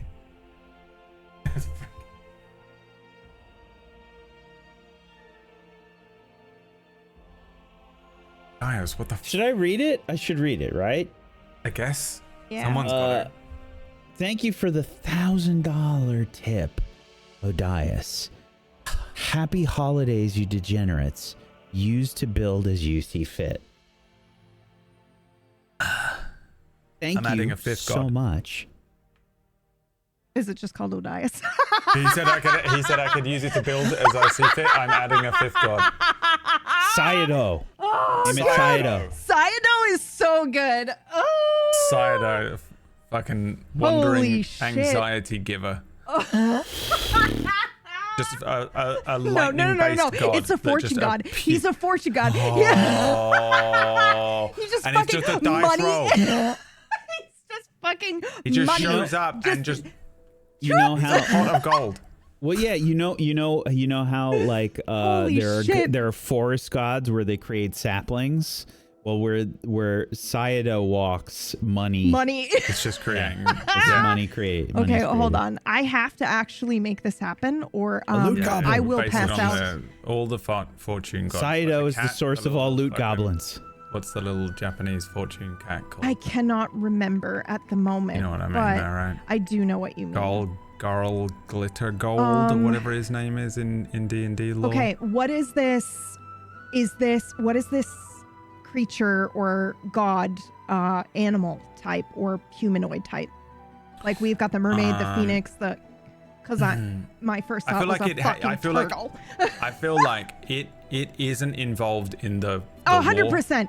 It's just like an RNG creature. Yeah. So what's the most Oh RNG my god, creature? I'm imagining, and this is such a fucking callback, but did anybody play Golden Axe? Where those little fucking creatures would come in, and you just had to try to hit them, and then they would drop a bunch of loot? Anyone? It's just a loot goblin. It's a fucking, it's literal, like, comes in, you roll a dice every time you go to sleep, and you have a one in crazy chance that this fucking Sayado, this little tiny little gremlin, comes through and leaves, like, Christmas presents or loot or money. That's so write it down. cool. Done. Okay. Done. Sayado. Okay, but it's a little small Gesto. Could we just do a little Gesto? Holy shit. Well, we can't because his name is Sayado. And You know, it doesn't also- make sense that he's a Gesto. well, I meant like Gesto-like. He looks like that, like a Or little a gremlin. gremlin. Instead of a goblin, a gremlin. Yeah. An original creation gremlin. Okay. Wait, I'm sorry. Gesto are our creation of goblin, and this is, you're saying, is a gremlin, a sight. A gremlin is just a goblinoid thing. Okay, yeah. So, but I'm trying to I clarify. think a gremlin is a more traditional goblin than a Gesto. Yeah. Yes. You know what I mean? Like it's just a Gesto little was, like, fucking a shitty weird- little thing. Yeah. Okay. Because the Gesto come from, and I don't care if I don't know if we've covered this in a game yet, but the idea or the Gesto were fairy and fae merged with draconic, so they come down. That's why they're a loot goblin, right? Because the fae are mischievous and playful and play tricks, and then the dragons are hoarders of loot. So perfect. They merged together and had a little goblin baby called the Gesto. So Sayado, we're imagining, is like this tiny humanoid-like goblin-like gremlin. It's just a nature-based gremlin creature. Bradley, Wax Steven, can we give it troll hair? That's I exactly don't what know what you mean, like fucking. Yeah, I mean the You know what it fucking, is? I You mean know- the no, troll no. on a pencil. I'm not even kidding. That's exactly what it is. It's one of those trolls. It's got the hair like that. It appears it's wearing It's nothing. got a loincloth. No. It's wearing nothing. It just fucking shows up completely naked with troll hair Is and that drops okay? a bunch of fucking loot Oh, and then just fucking freaks out and vanishes again. okay. And Yep. and by the way, that's all of the lore. Yep, that's we it. just went That's into all of this stuff about like, what is it, a plane, a demigod? No, Does it fuck it. bestow wishes? That's all we know about it. Even us. Yep, I love it. Okay, You so D&D question for the boys who have done a lot more GMing in 5e than I have.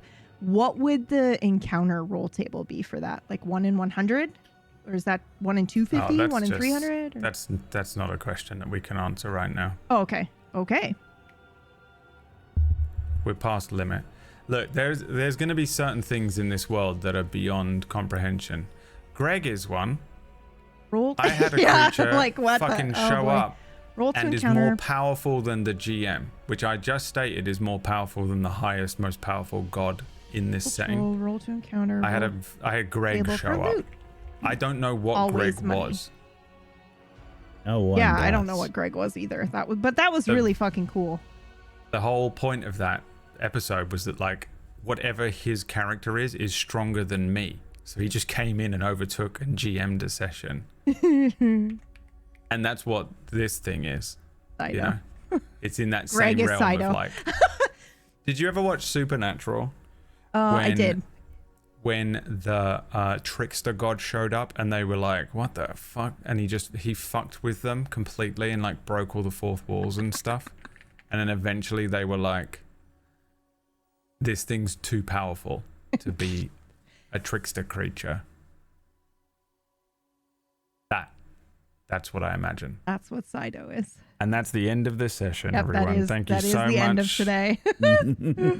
Okay, that was super fucking awesome. Thank you guys. Thank you so much. I also have to add to the guild. I also know, have I to know. leave it exactly on time because I have to give a dog. I'm wrapping 3 it up different now, and types if of you medicine. keep talking, then I won't get to wrap it up. I just and need won't to get be roll able the to go credits. and give a dog And 3 different types of Do medicine. you want to go do that now while I say thank you? No, because I'll rush it and I'll fucking up. Okay. I'm petrified of killing it with painkillers. Oh God. It's a chihuahua. It weighs like 2.5 kilograms. It's so Yeah, you have to small. be very careful. I'm terrified of. Yeah, it's like a kitten. It's so small. Go. So thank you End so the session. yeah, thank you everybody so much. This is a crazy idea I had that the guys were just like, yeah, that sounds insane, but sounds super fun. And I think everything everyone has contributed has just been super interesting and very cool. And everything that you guys contribute obviously directly impacts the world that we're creating together, Solmira, but also supports us and lets us keep doing this full time for you guys and creating our regular shows, and getting art and music and all this other cool stuff. So thank you so much. As a reminder, if you have contributed, please make sure that we get your email address or you join our Discord and you go, hey, I'm here, so that I can add you to the Discord channel so you can get a beautiful PDF copy of this when it's done, because everybody gets one. And yeah, just thank you guys so much. I'm going to roll the credits now. They're not going to work. It's going to be awful, but I am super grateful. And I'm going to do it now. Thank you, everybody. Thank you. Thank you so much. I will try to pick a raid target. I believe in you.